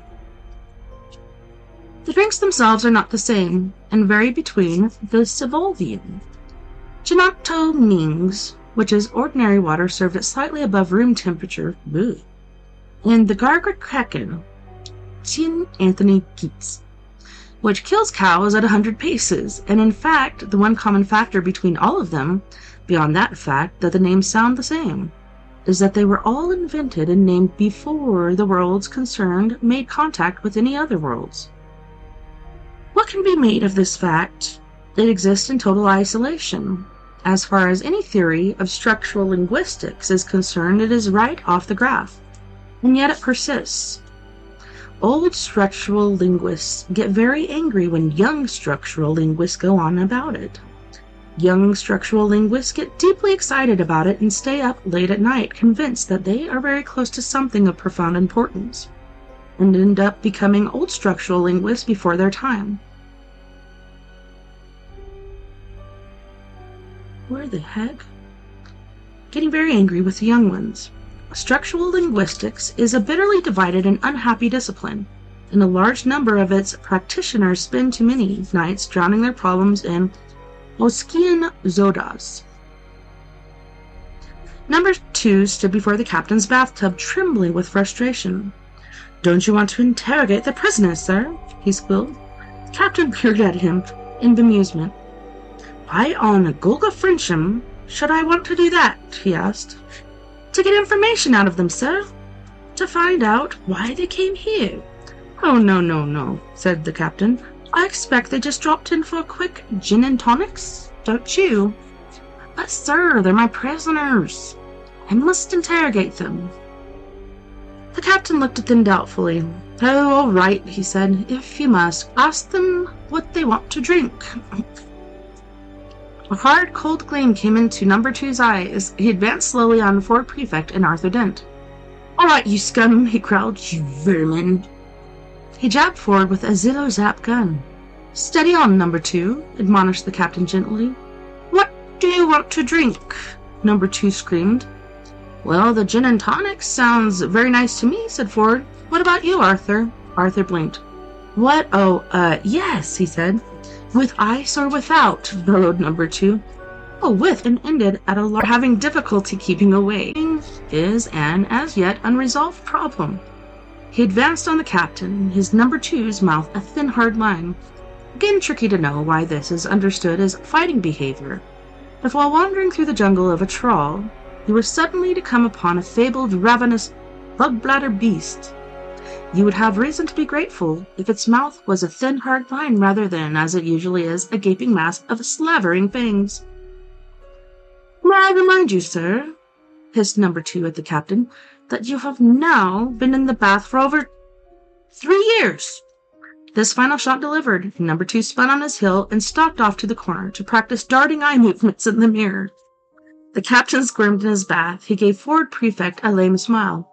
"Well, you need to relax a lot in a job like mine," he said. Ford slowly lowered his hands. It provoked no reaction. Arthur lowered his. Treading very slowly and carefully, Ford moved over to the bath pedestal. He patted it. "Nice," he lied. He wondered if it was safe to grin. Very slowly and carefully he grinned. It was safe. Said to the captain. "Yes," said the captain. "I wonder," said Ford. "Could I ask you actually what your job is, in fact?" The hand tapped him on the shoulder. He spun around. It was the first officer. "Your drinks," he said. "Ah, thank you," said Ford. He and Arthur took their gin and tonics. Arthur sipped his and was surprised to discover it tasted like a whiskey and soda. "I mean, I couldn't help noticing," said Ford, also taking a sip, "the bodies in the hold." "Bodies?" said the captain in surprise. Ford paused and thought to himself. Never take anything for granted, he thought. Could it be that the captain doesn't know he's got 15 million dead bodies on his ship? The captain was nodding cheerfully at him. He also appeared to be playing with a rubber duck. Ford looked around. Number 2 was staring at him in the mirror, but only for an instant. His eyes were constantly on the move. The first officer was just standing there holding the drinks tray and smiling benignly. "Bodies?" said the captain again. Ford licked his lips. "Yes," he said, "all those dead telephone sanitizers and account executives, you know, down in the hold." The captain stared at him. Suddenly he threw back his head and laughed. "Oh, they're not dead," he said. "Good Lord, no. No, they're frozen. They're going to be revived." Ford did something he rarely did. He blinked. Arthur seemed to come out of a trance. "You mean you've got a hold full of frozen hairdressers?" he said. "Oh, yes," said the captain. "Millions of them. Hairdressers, tired TV producers, insurance salesmen, personal officers, security guards, public relations executives, management consultants, you name it. We're going to colonize another planet." Ford wobbled very slightly. "Exciting, isn't it?" said the captain. "What, with that lot?" said Arthur. Ah, now don't misunderstand me, said the captain. We're just one of the ships of the Ark fleet. We're the B Ark, you see. Sorry, could I just ask you to run a bit more hot water for me? Arthur obliged, and a cascade of pink frothy water swirled around the bath. Captain let out a sigh of pleasure. Thank you so much, my dear fellow. Do you yourselves? 2 more drinks, of course. Ford tossed down his drink, took the bottle from the first officer's tray, and refilled his glass to the top. What, he said, is a B Ark? This is, said the captain, and swished the foamy water around joyfully with the duck. Yes, said Ford, but what happened, you see, said the captain. Our planet, the world from which we have come, was, so to speak, doomed. Doomed? Oh, yes. So, what everyone thought was, let's pack the whole population into some giant spaceships and go and settle on another planet. Having told this much of his story, he settled back with a satisfied grunt. You mean a less doomed one? Prompted Arthur. What did you say, dear fellow? A less doomed planet you were going to settle on? Are going to settle on, yes. So it was decided to build 3 ships, you see, 3 Arks in space, and I'm not boring you, am I? No, said Ford firmly. It's fascinating. You know, it's delightful, reflected the captain, to have someone else to talk to for a change. Number 2's eyes darted feverishly about the room again, and then settled back on the mirror like a pair of flies briefly distracted from their favorite piece of menthol meat. Trouble with a long journey like this, continued the captain, is that you end up just talking to yourself a lot, which gets terribly boring because half the time you know what you're going to say next. Only half the time? Asked Arthur in surprise. The captain thought for a moment. Yes, about half, I'd say. Anyway, where's the soap? He fished around and found it. Yes, so anyway, he resumed, the idea was that into the first ship, the A ship, would go all the brilliant leaders, the scientists, the great artists, you know, all the achievers, and then into the third or C ship would go all the people who did the actual work, who made things and did things, and then into the B ship, that's us, would go everyone else, the middlemen, you see. He smiled happily at them. And we were sent off first, he concluded, and hummed a little bathing tune. The little bathing tune which he had composed by one of his world's most exciting and prolific jingle writers, who is currently asleep in the hold 36, some 900 yards behind them, covered what would otherwise have been an awkward moment of silence.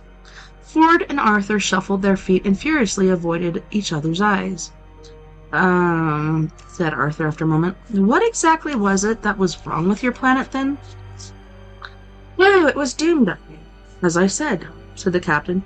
Apparently it was going to crash into the sun or something, or maybe it was that the moon was going to crash into us, something of that kind. Absolutely terrifying prospect, whatever it was.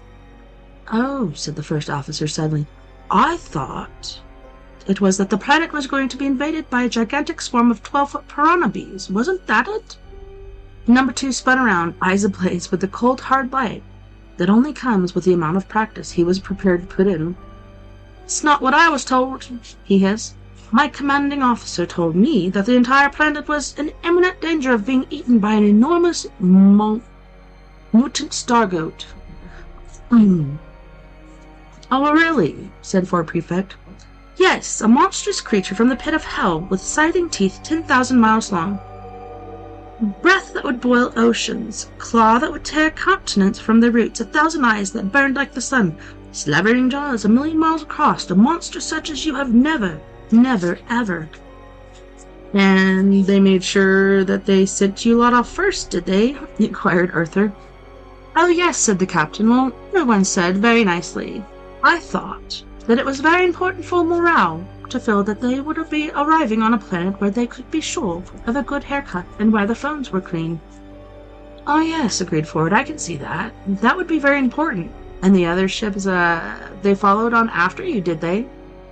For a moment the captain did not answer. He twisted round in his bath and gazed backward over the huge bulk of the ship toward the bright galactic center. He squinted into the inconceivable distance. Ah, well, it's funny you should say that, he said, and allowed himself a slight frown at Ford Prefect. because curiously enough, we haven't heard a beep out of them since we have left 5 years ago, but they must be behind us somewhere." He peered off into the distance again. Ford peered with him and gave a thoughtful frown. "Unless, of course," he said softly, "they were eaten by the goat?"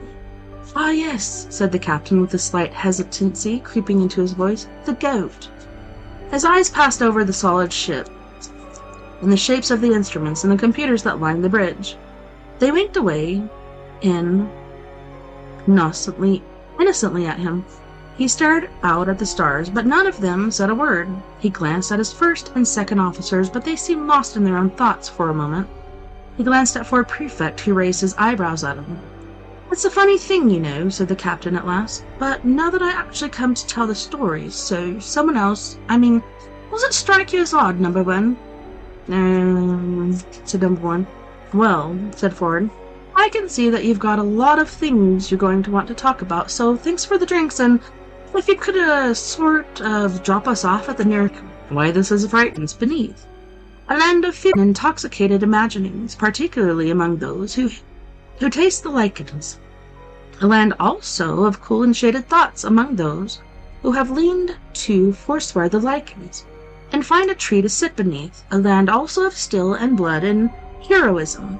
A land of the body and one of the spirit." This was its history.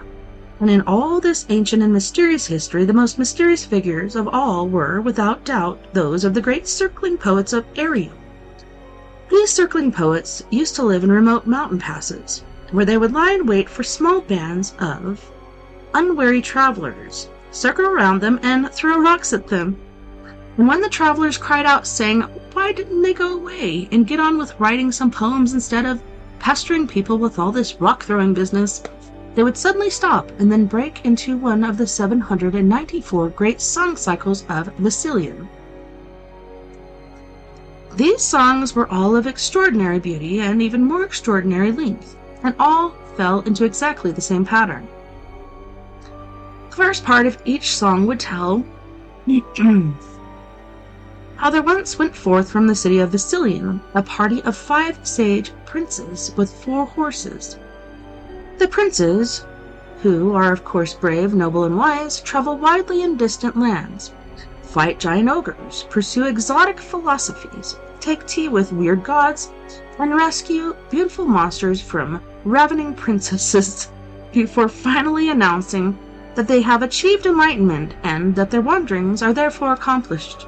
The second and much longer part of each song would then tell of all their bickerings about which one of them is going to have to walk back. All this lay in the planet's remote past. It was, however, a descendant of one of these eccentric poets who invented the spurious tales of impaired brows, not a phase to your grave, and the bottom line, you guys don't go anywhere. We'll be right back after this music break.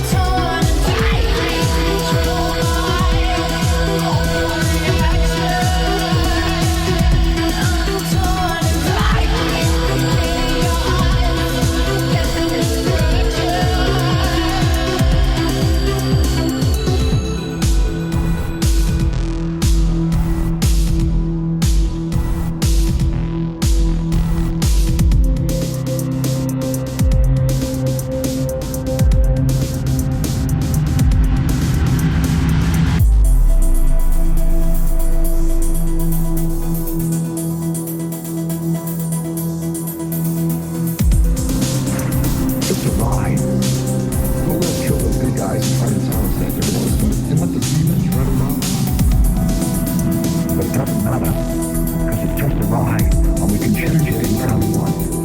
Totally the choice. No record, no work, no job, no savings or money. Just a choice right now between fear and love.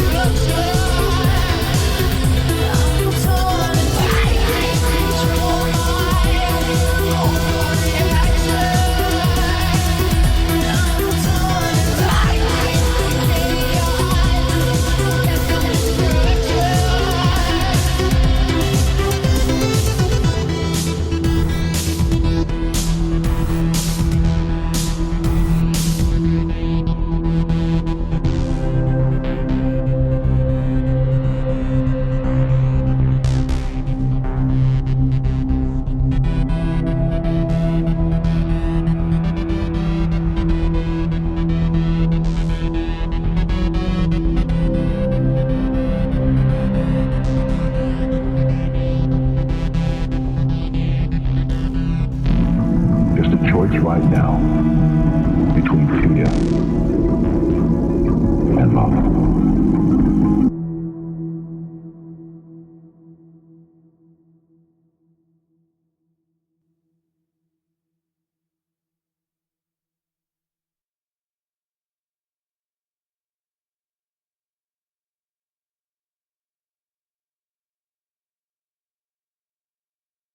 Welcome back, and thanks so much for hanging out with me tonight on We Are Paradox Media's Late Night in the Rockies. So yeah, that was 2 hours of the restaurant at the end of the universe, and it was quite good, I must say, especially the ship that they got transported onto. What the ship was that about? Anyways, during the third hour is when we watch a creepy video together, so we're going to be watching Mr. Ian from Midwest Paranormal Ghost Hunters. Let me see. Midwest Ghost Hunter. I put a little extra stuff into that. But this is Ian. Please go and subscribe to his channel. He's amazing. And just the innocence about him, it's just kind of funny. He cracks me up. But he always gets like really epic evidence. So let's do this.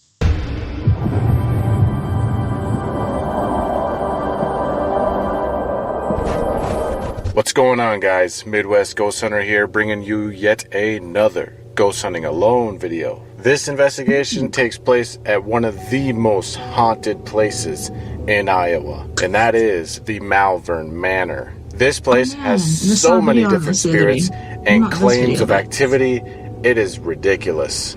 The manor was originally a railroad inn built in 1870. However, would eventually transition into a nursing home and later a care facility. Throughout its days of operation, there have been reports of harsh living conditions, neglect, and even physical abuse on patients. It is estimated that over 187 people have died here, and it is believed that many of their spirits are still lingering. One of the spirits that has been cited is Captain Jacob Cullers, the original owner of the Cottage Hotel. His spirit is said to be unwelcoming, often telling visitors to get out. The most infamous ghost is Gracie, a late patient who had split personality disorder. It is reported that Gracie's voice would change unnaturally depending on the personality she is displaying. It is also said that Gracie would often be heard repeating the chilling phrase, "The devil is coming to get me." To this day, her phantom voice can still be heard, along with other voices believed to be the manifestations of her various personalities. Another spirit is that of an ill-tempered old man named Hank, who used to throw rocks at the neighbor children from the porch. His spirit is said to lash out at anyone who dares enter his room or touch his belongings. Another ghostly resident is Susie, a late patient who had the temperament of an 8-year-old child. Susie's toys have often been seen moving on their own, and it is said that she is trapped in her bedroom due to an unknown entity in the hallway scaring her. One of the saddest hauntings is that of Rebecca, who was committed by her husband after refusing to eat and obsessing about her looks. Rebecca spent her last days at the manor, blankly staring into the mirror, pulling out strands of her hair. There are reports of disembodied sobbing noises coming from Rebecca's room in the dead of night. The ghost of a 12-year-old girl named Inez is said to haunt the second floor. In the late 1800s, Inez is said to have hung herself in a closet with a jump rope after suffering abuse from her adopted mother. In rooms 17 and 18, it is reported that one male patient would repeatedly rape and assault another patient when the nurses were away. Now, there are mixed opinions about these events. Some say that these two patients were actually lovers, and that it was simply documented that way. In the nursing home hallway, there is a tall black mass that has been seen charging at unsuspecting visitors. It is said that room 2 once belonged to a tall and rather deranged patient who was a convicted murderer who would chase the working nurses throughout the building. Wow. Up in the attic, there are reports of nauseous feelings, growls, and clawing sounds on the walls.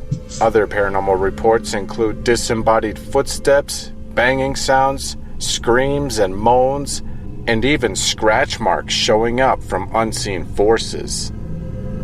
It is safe to say I am nervous about this one.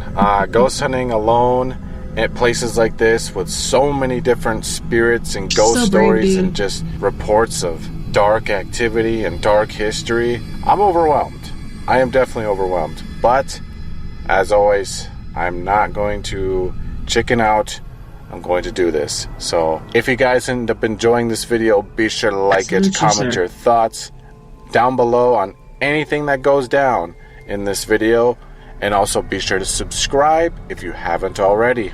But anyways, enough of me talking. Let's get to the investigation. Okay, here we go, guys. It's always exciting when I plan these trips, but once you get to these buildings, man, and you finally see it in person, that's when the fear really sets in. I'd say. All right, let's do this. You got this, Ian. Let's go, boy!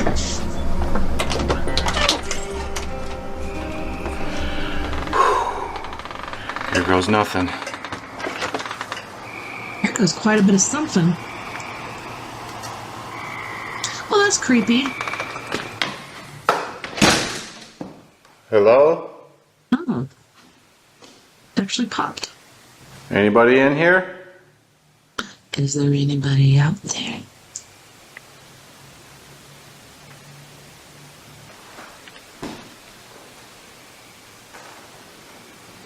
I'm not as brave as you, man.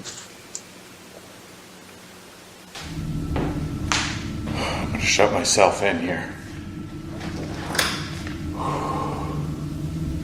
Hello, my name is Ian. Hi, Ian. I'm simply a visitor looking to make contact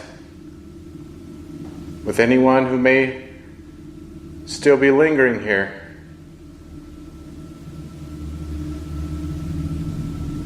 If you are in here, could you give me a sign of your presence somehow?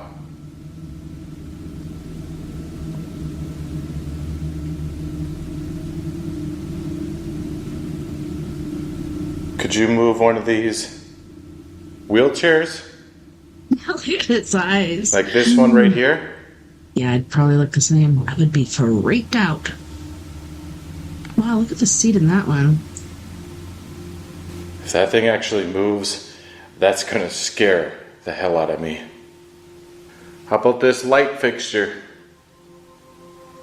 Could you move that? Could you just give it a little push? Just a little nudge.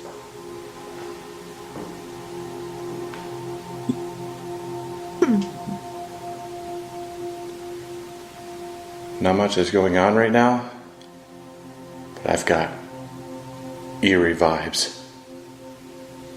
I am definitely not alone in here. Nope. Okay, I've got a K2 meter here. I'm gonna see if I can get any responses from Captain Jacob Colors' ghost. Captain Colors, are you here with me tonight? You were the owner of this building back when it was a hotel. They say that your spirit is still here. Is there any truth to that?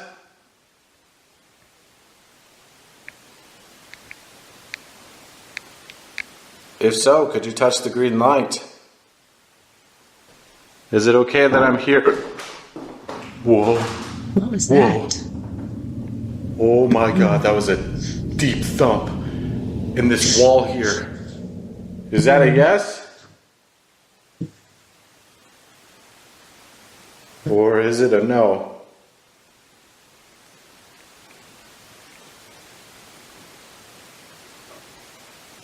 Whew, that was weird. I don't know what to think of that. Definitely surprised me though. That was a loud thump. Thump in this wall. Oh God. Heck, man? It just did it again.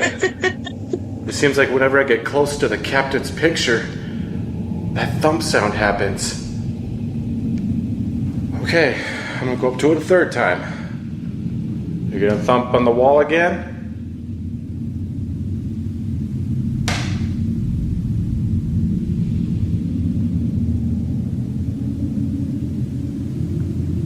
He's not doing it this time. Captain, if that was you, could you bang on that wall again?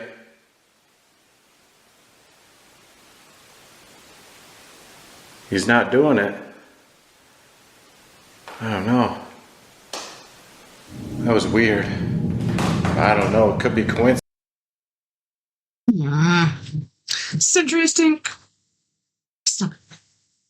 Knock it off, man. I mean, it is an old building, so it does make noise. But that was pretty loud and profound. That was. I don't really know. Tell me what you guys think in the comments. I don't know. I don't know what to make of that.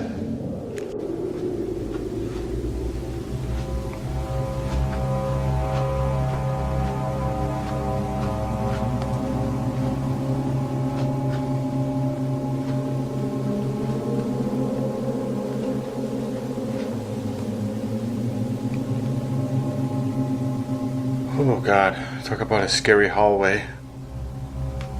Is there anyone here?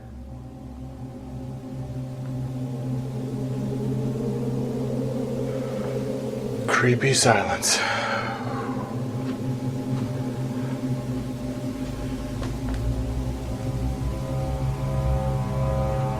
Are there any former residents still living here?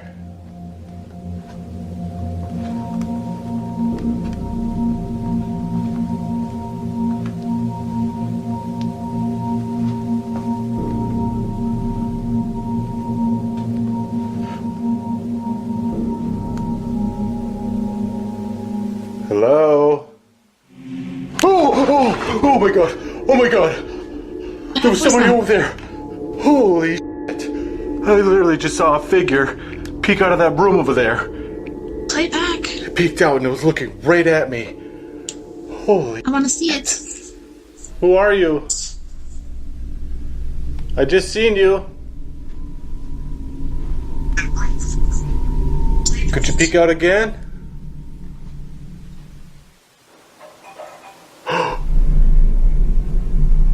Okay, there's definitely somebody in there. which means I have to go check it out. Ooh, yay. Who's in here? Who's in here? I just heard somebody in here. Could you make your presence known?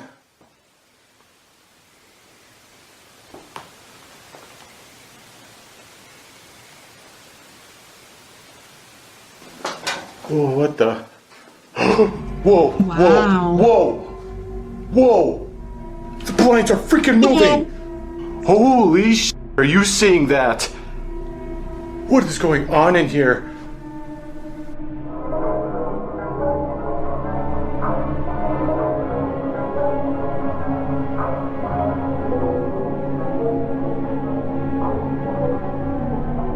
Thank you, whoever you are. I really know you're in here with me now. Is there a way you could tell me who you are? I'd really like to know. Are you a resident here? Was this once your home? Holy sh! It just did it again. These freaking blinds keep moving by themselves. How do you explain that?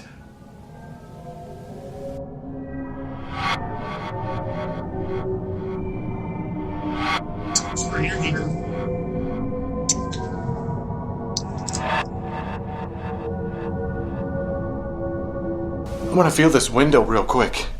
Is there any giraffes in here? I'm not feeling anything. It's completely still outside anyways. There's no wind. I'm at a loss. I've got nothing. This place has some serious paranormal activity. I'd say it's pretty damn active.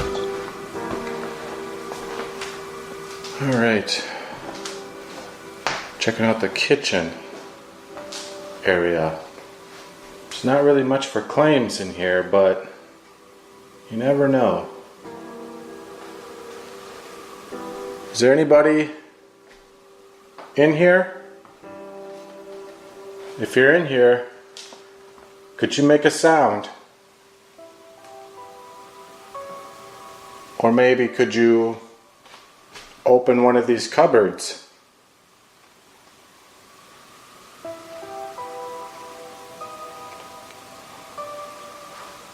Like this one right here. Could you open this cupboard? Or maybe move something in this sink?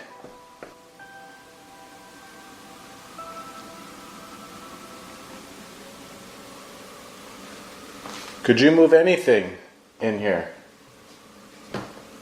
Anything at all?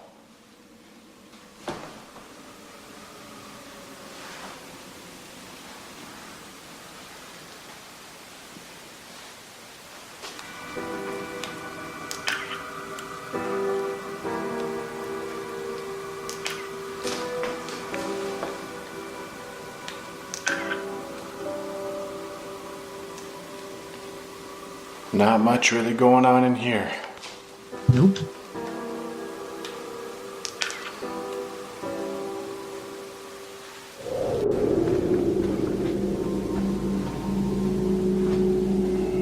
Next stop, Grace's room. Whew.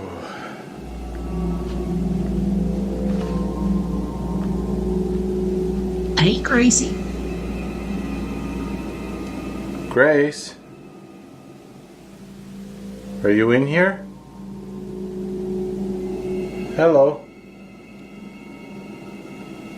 I hope you don't mind me visiting. Is it okay for me to come in?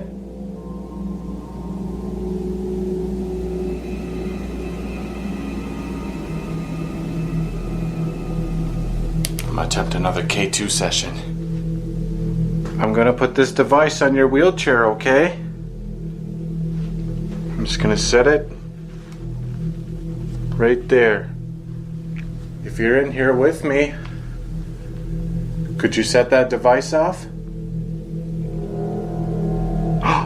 Oh wow, there you are. Thank you. Guys, I am getting chills all over my arms.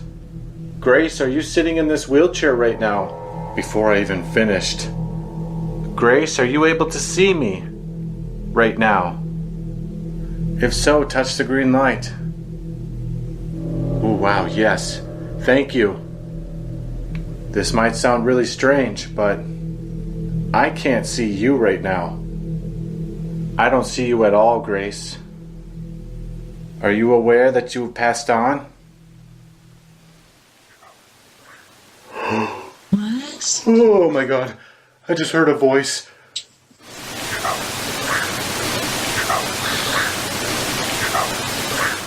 Grace, was that you I just heard? Gotta turn up my earbuds. I I can't sent a hear. shiver down my spine. Awesome.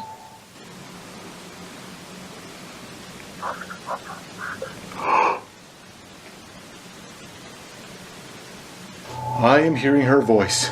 I am hearing her voice in here. It's very faint, but I could definitely hear it.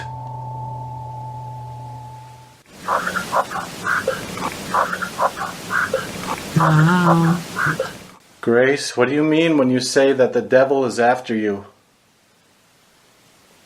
Who is the devil?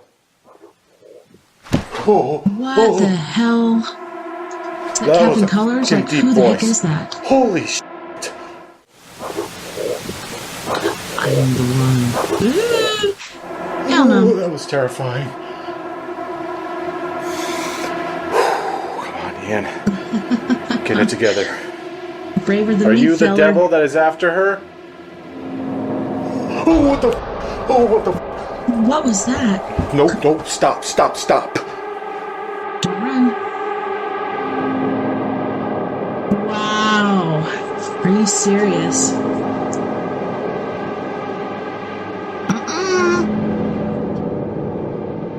Forget about it.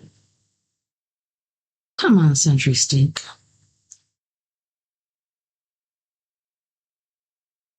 Sorry, guys. My internet sucks. Oh my god. Her wheelchair just moved by itself. Grace, was that you? I hope it was Tell me how you, much lead is in that paint. not whoever that. Oh, God.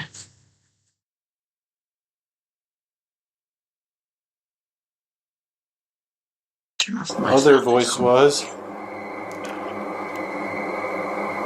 Grace, if you are still here, could you move your chair again? Seems to have gone quiet in here. How do you explain that? This moving. You see that piece of tape? It was behind that piece of tape, and it moved forward. Forward. As if It was crazy. Stop it. Damn it.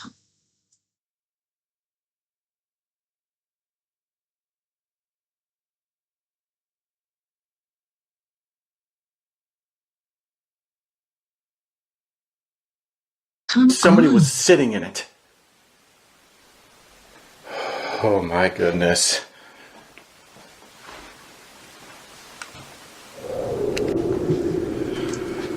Okay. Into the nursing home wing. Oh, jeez. Hello? Hello.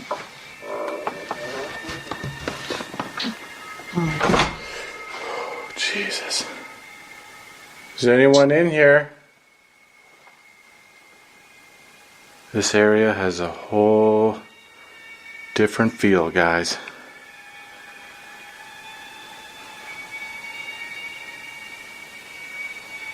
My name is Ian. Could you tell me what room you're in? Could you make a sound where you are?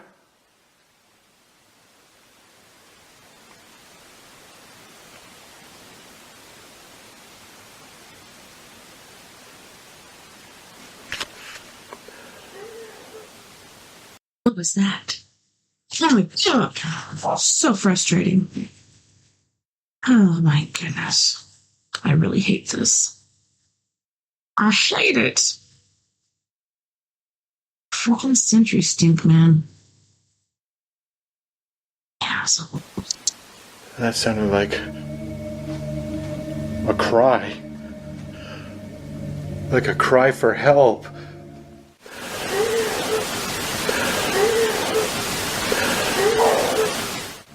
Is there somebody down there? Are you okay?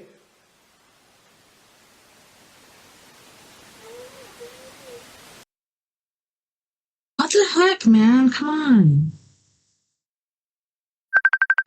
No. Whoa. Whoa.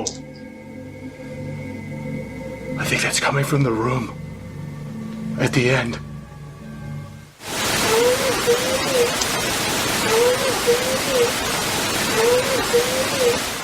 Okay, I gotta go over there Is and that look. what she said? What the heck, dude?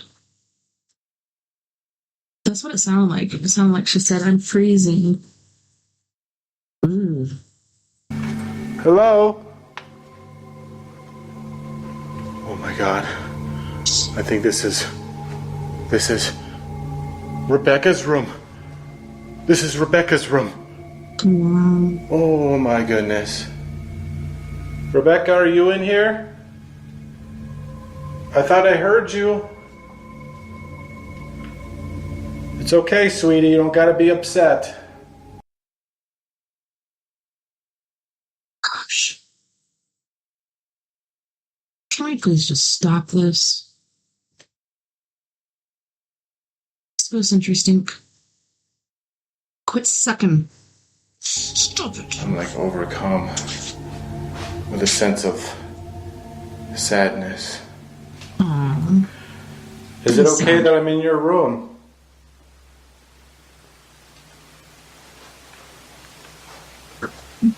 What is that? Oh, whoa.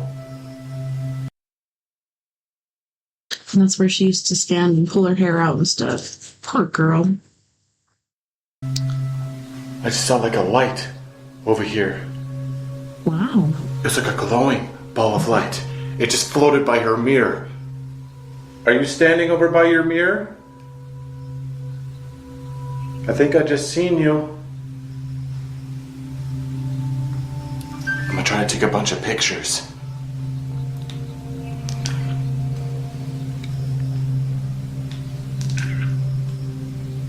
Wouldn't it be Rebecca, freaky? are you Wait a here with minute. me? Kind of looked like there was a head poking out. I don't know if my eyes are playing tricks on me, but I keep seeing something in That's the what mirror. I'm saying. You Looks don't like have a to be head shy, peeking okay? Whoa. Wow. Whoa. That was another anomaly. Oh my god, it was like in the mirror. That was crazy. Wow. What the heck? Are you looking into your mirror right now, Rebecca? Oh my goodness, it is suddenly cold in here. I am getting chills all over my body. What What the was heck? that? What was that? Play it back. Play it Oh back. my god, she freaking looked at me through the mirror. I just saw her face. Play it again. Oh my gosh. Ooh, that just gave me goosebumps. Oh. That is insane. Oh my god. Am I going crazy? No, dude. I literally just saw her face in the mirror. And it's gonna be impossible to see. I have to go down here. My camera light is too bright. Rebecca, if that was you, Ugh. could you appear just like you did? Oh, come on. I'm sorry, guys. This is super frustrating. I don't know what to do. And it shows like full towers, full Wi-Fi connection. Unfortunately, this doesn't take Ethernet because it's a newer computer, so it's just all Wi-Fi. And for some reason, my You were very extender isn't beautiful. working. I'm sorry I didn't mean to react the way I did. I promise I won't freak out this time.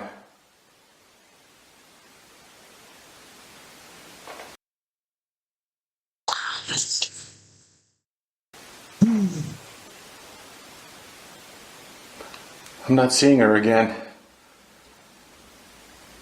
That was crazy activity right there.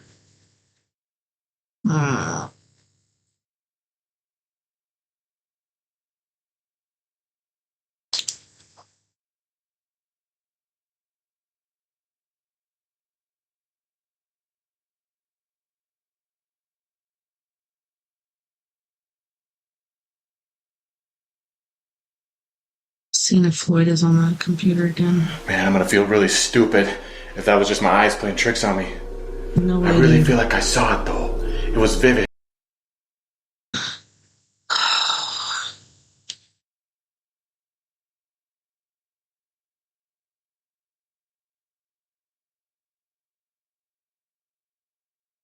It's so frustrating. He's a bus. Hey, let's go. I'm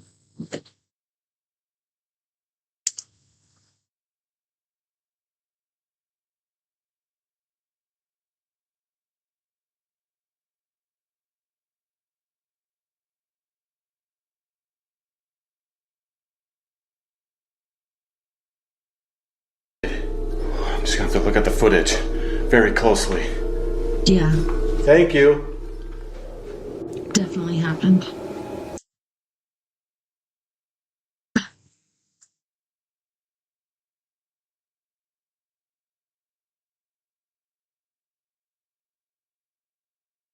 Come on.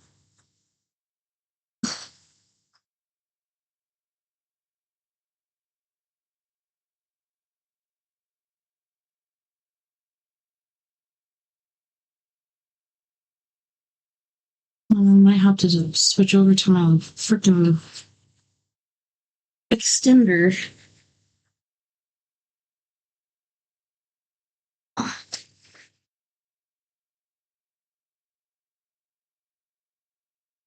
Sorry, guys. Okay. So up ahead is where that black mass has been chasing people out of here. And I'm not gonna lie, this is one of the areas I'm dreading the most.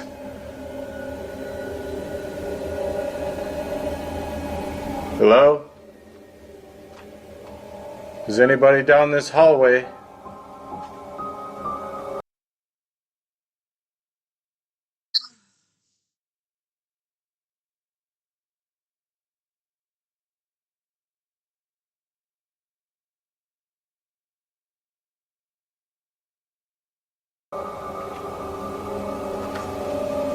I hear that there's an entity that's been chasing people out of here.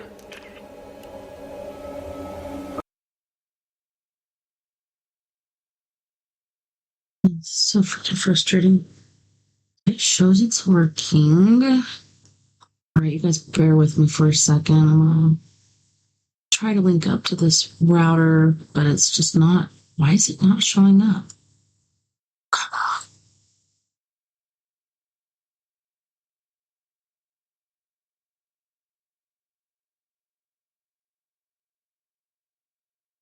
So freaking Well, why don't you come frustrating. chase me?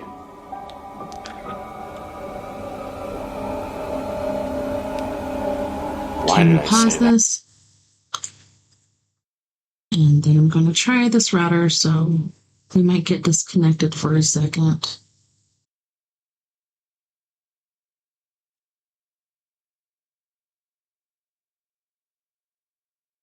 All right, let's try again. See if this works.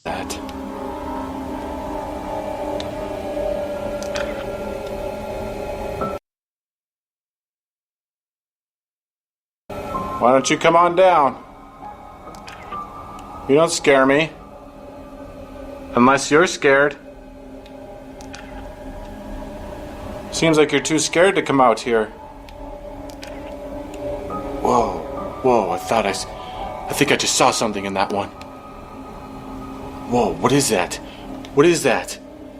I don't know. I just saw something dark in that one. What was that? It appeared right by the... Whoa. The battery just died. The batteries just died on here. I freaking literally just replaced these. What the hell? Whoa, what was that? Knocking of some sort? Hello? I just heard something down there. Who are you? Who are these people? What was that? Is that you making noise?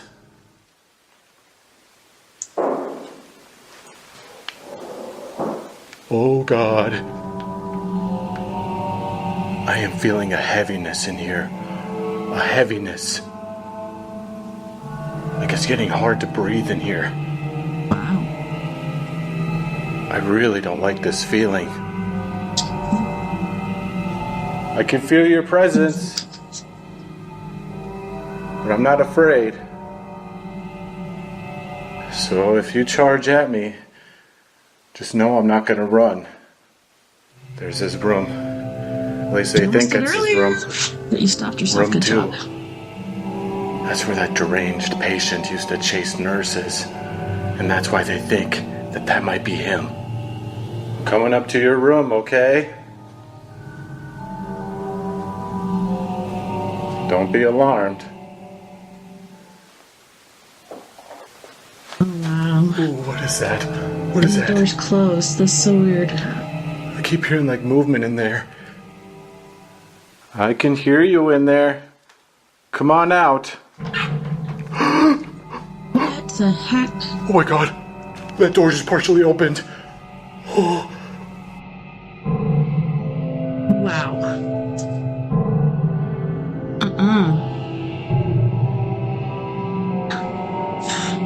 I'm not as brave as come you. on, Ian. I would have ran a Just go long up to time it. ago. Hello? Who's in here? This room's locked. I can't even go in there. Really? Why would they lock it? To keep him That's in there? weird. Maybe I can look through the crack. He's The a ghost. crack of He the can walk door. through walls. Hello? Anyone in here?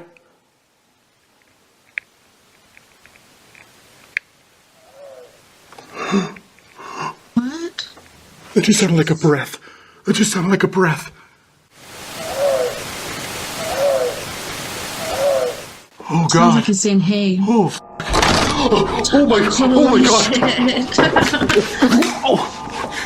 Okay, Ian. Oh no! That's why you don't run, dude. Holy crap. Oh God. Oh God. Get me out of here.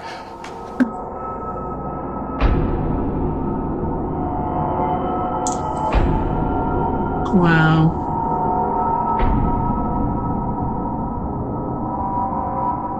Oh, I felt something slam that door on me. Holy shit.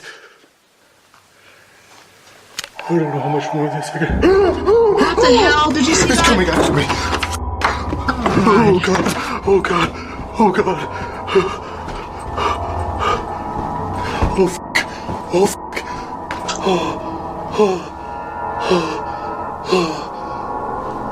I'm out of here. I'm done for the night. I can't take this. I can't take it. Really? Pretty sure?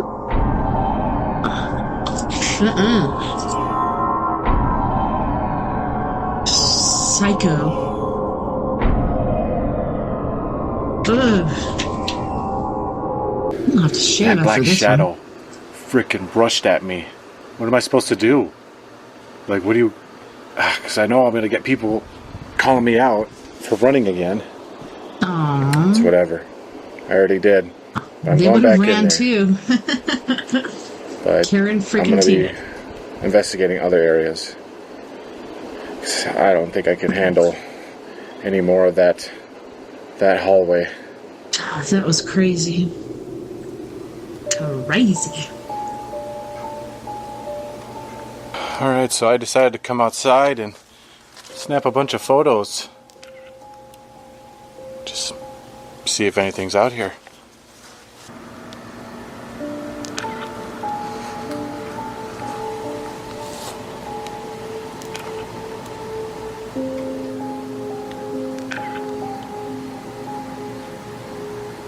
Hello, is anyone out here with me? Hello. Some orange. It's a beautiful night. Great night to be outside.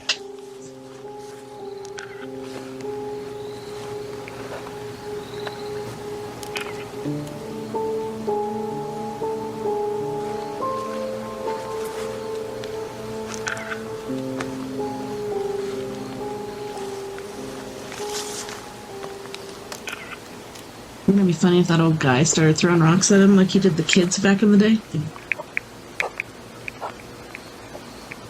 Whoa. Those sounded like footsteps.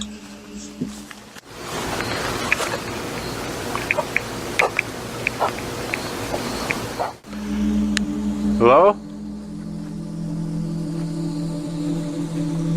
Is there somebody out walking over here? Whoa, whoa, there's a bunch of anomalies over there. No, it's gone. And now they're completely gone.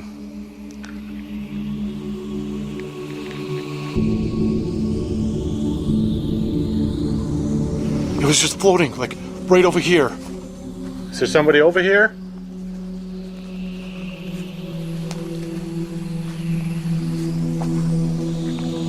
That was so weird.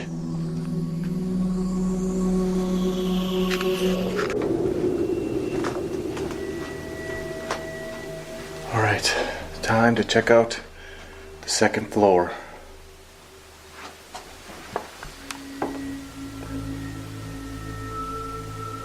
Is there anybody up there? Hello? Wow. What the heck is that? If that was you, could you make that sound again?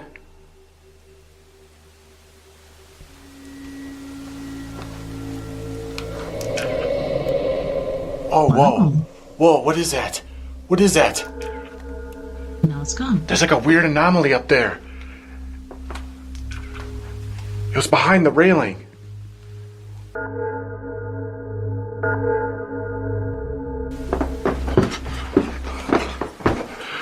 It was right up here. Oh! What was that? What was that? That sounded like a little girl. Oh my god. Here. Who the heck is up here? Hello? Wow. Whoa. Oh my god. It just flew that way.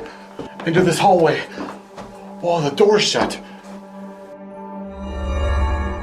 Ooh. That's crazy. Oh my god, that is crazy. That's what I just said. Oh my god. I literally just heard running through here. Oh my god.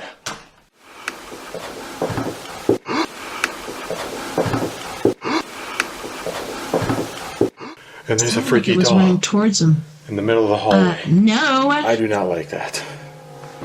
It's like she's guarding this hallway, keeping me from going any further. Security. Are you running through this hallway? What if it was the doll running? It's okay. Finish it. You're not in trouble. There's so many turns and corners. Inez? Is that you?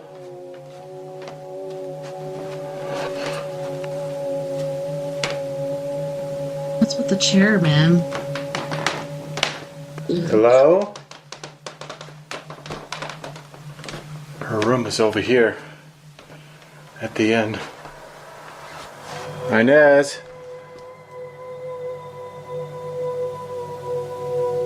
Poor girl. I don't think she hung herself. I think somebody else did that to her.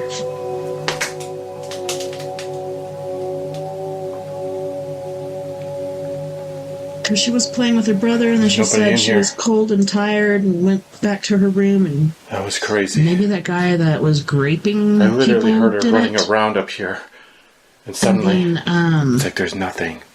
I don't feel anything. Paranormal Files I don't went in sense there anything. just recently, and Not seeing anything. in that closet, and it looked like there's blood or some sort of bodily fluids all over the wall. Can just like door. Come and go. All right. Time to visit Susie's room. Hello, Susie. Do you mind me visiting? This is a very beautiful room. Cute. Yes. Are you in here right now? I heard you're scared to go out in the hallway. Who's been scaring you? Is it a mean spirit? You don't gotta worry about me, okay? I'm not here to scare you. I'm just here to talk to you. I'm gonna try to take your picture, okay?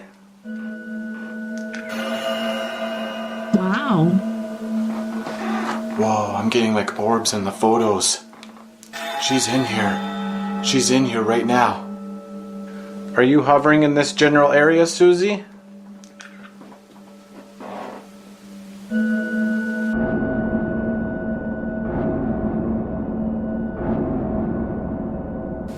I'm just gonna come towards you, okay? Really quick.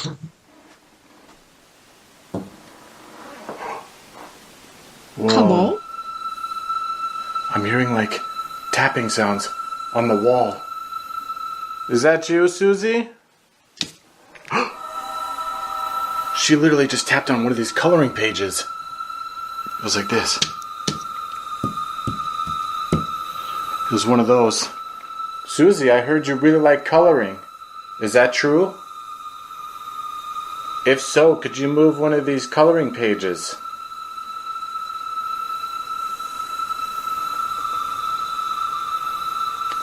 I see you got a whole coloring book here too. Is this your favorite color book? Oh my god! Oh my god! She just flipped the page!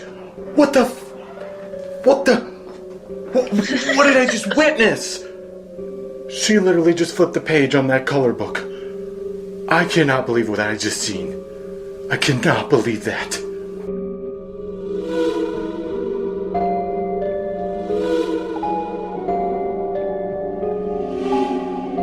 Can't make that shit up. Susie? Did you just flip this page? Are these your favorites? Your favorite pages? I have got goosebumps on my goosebumps. Could you flip to another page? I'd like to see what else is in here. If it does it again, I don't know what I'm gonna do. That is gonna shock the hell out of me. Susie, I also heard you like to play with toys. Could you move one of these? This doll here? Or maybe this stuffed bunny? Could you move that? It's a creepy looking bunny.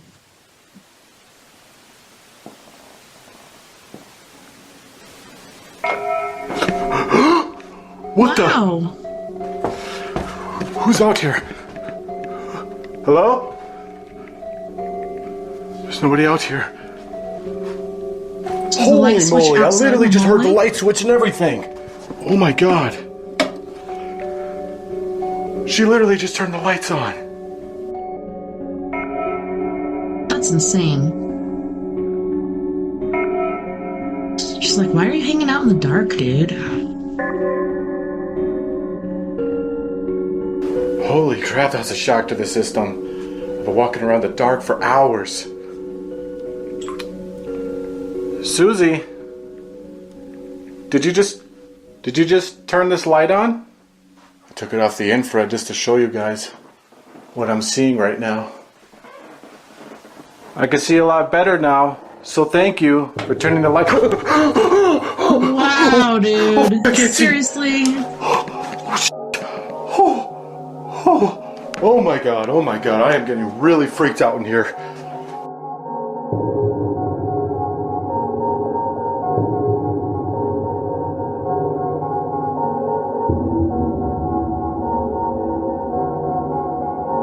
Jeez Louise, it's almost like she's toying with me.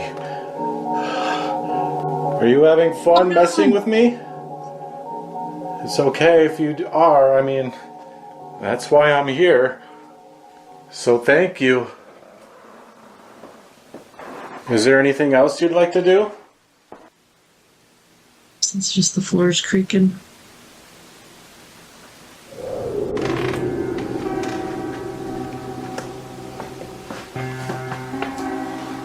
Right now I'm just kind of exploring around the other rooms I haven't been to yet.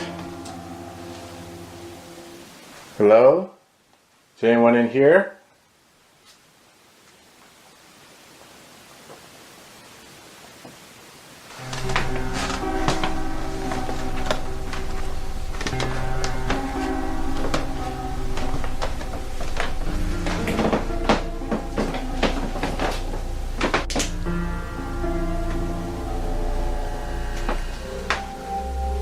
Let's see if anyone's in here.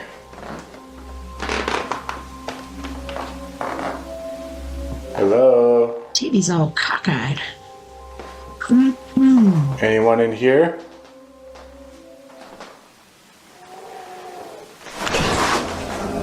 What was that? What was that? That sounded like a man screaming. Oh God. Hello?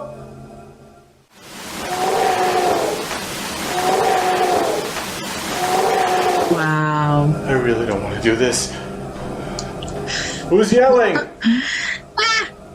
Maybe it's coming from the attic. Okay, from this way. Oh my God, what the f is that?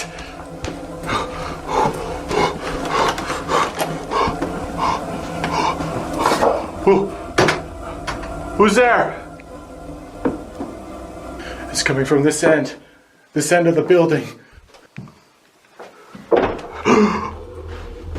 Oh my God. Oh God, here we go. Hello? Hello? Who's up here?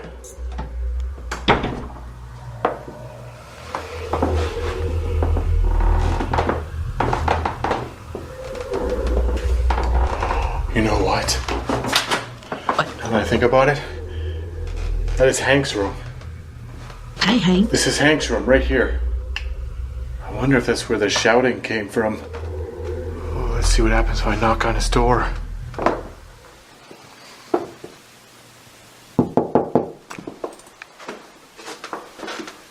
It would be funny if it opened. Hank, are you in there?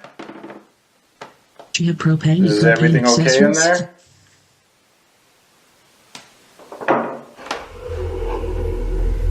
Okay.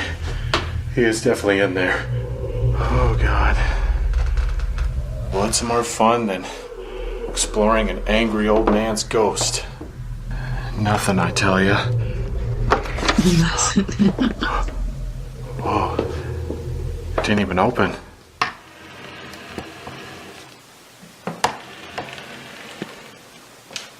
Hank, is that you, buddy? I hope you don't mind me visiting. Is it okay if I come in?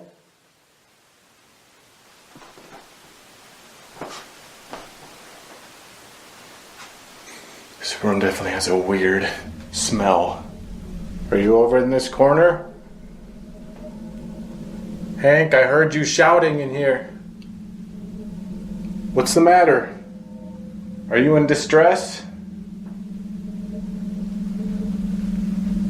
What's interesting is I was told that in these dressers, holy crap, that was loud.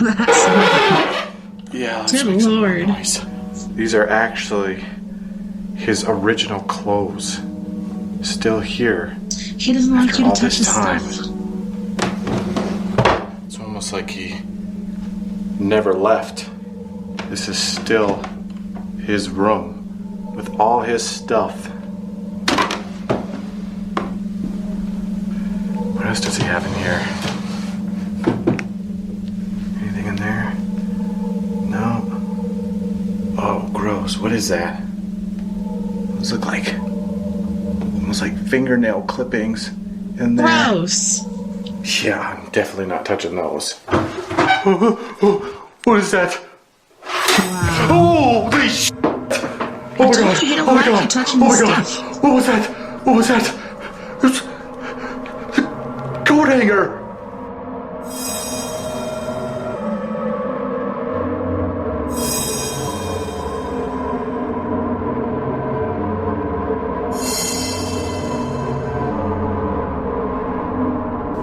How do you explain that? Oh, I'm sorry, Hank. I didn't mean to disrespect you. I'll leave you alone if you want me to. Do you want me to leave? Okay. Yeah, I'm leaving. Get. I am out of here.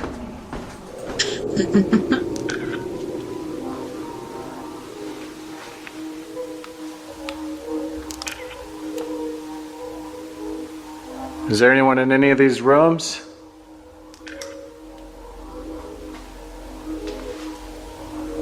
Right now I'm just taking pictures everywhere.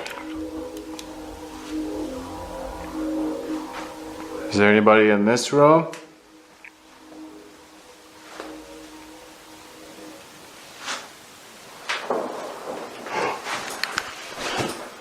What was that?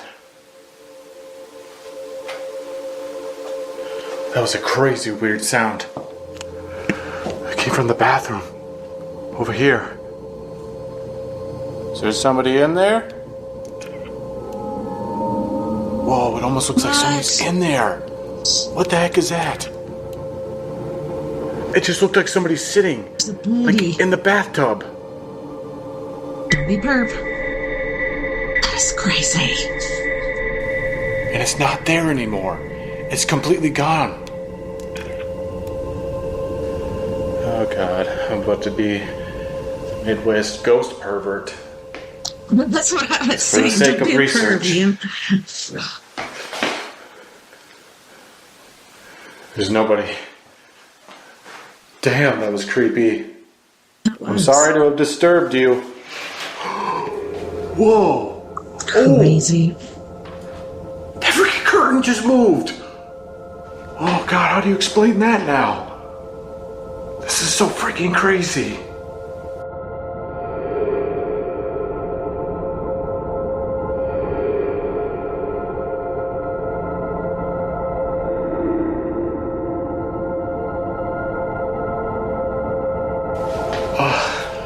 I'm speechless. I mean, what the hell?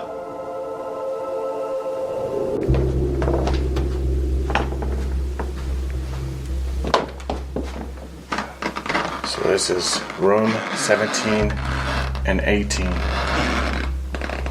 And this is where all those assaults took place.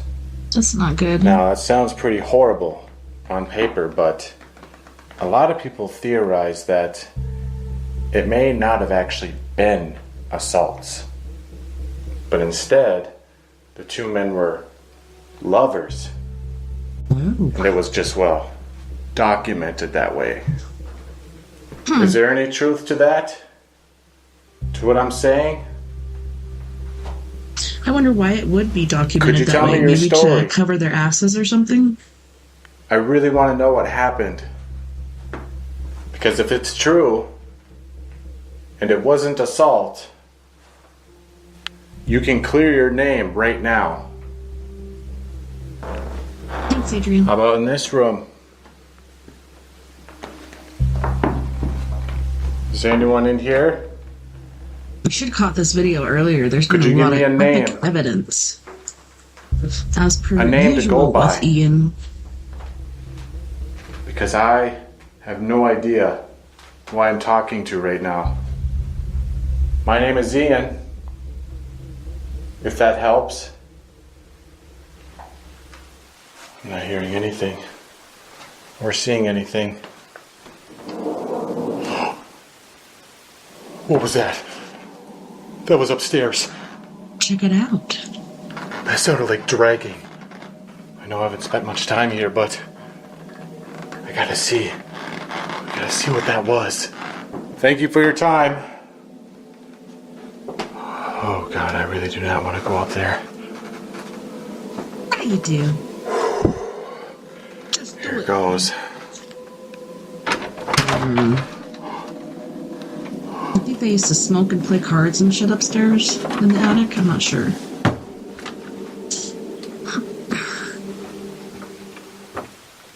Hello?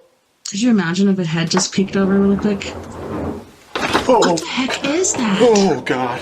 I really don't want to go up there. Can't I just be done for the night? Do it. Oh, come on, Ian. Who's up here?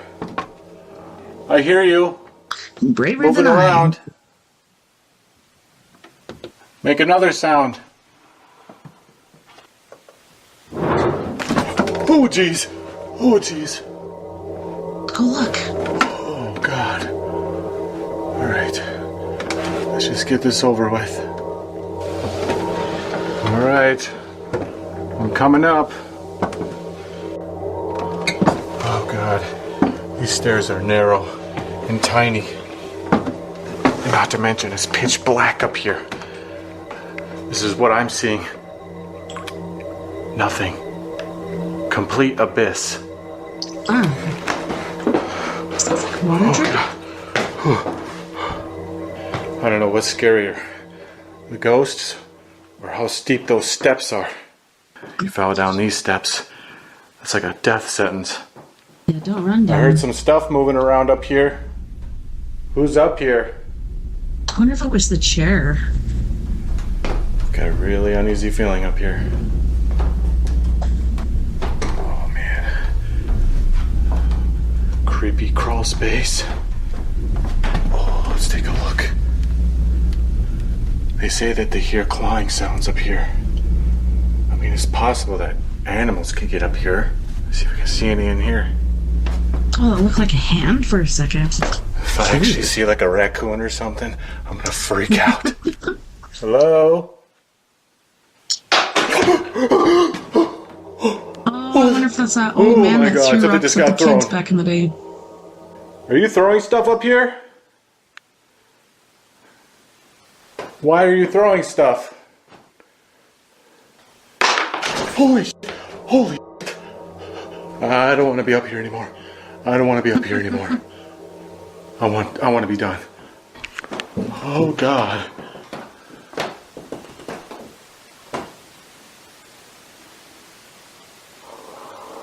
What? Holy, I just heard a growl. There's something not right up here.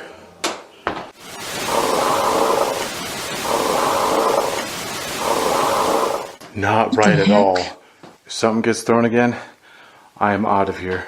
I'm out. I'm done. I can't take it anymore.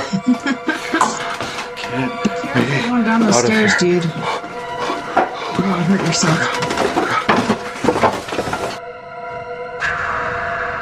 Oh wow, did you see it fly by? That is insane. Oh, is that it? Wow. Well, that was crazy. What'd you think about that? I'm not that brave. I would not go ghost hunting by myself. I'm too much of a chicken shit. Seriously. All right, let me get this queued up for our outro. All right. Thanks so much for joining me tonight on We Are Paradox Media's Late Night in the Rockies. It was a pleasure having you and reading to you and watching a video with you. Thank you to all of our friends on We Are Paradox Media's Facebook, YouTube, KPNL Radio, Twitter, Spreaker, iHeartRadio, wherever you may be listening beyond the Omniverse tonight. I had a wonderful time, and I can't wait to do it again next week. We have Psychic Chris Garcia on Saturday. And then we have Mr. Dr. Christopher Macklin. He's going to be talking about the Vatican cover-up, which there's a lot to say about that. There's a whole lot of covering up going on over there. Don't forget, you guys, we are all in this together. Together we can make the world a bit better. And together, my friends, we are Paradox Media, because without you, there is no us.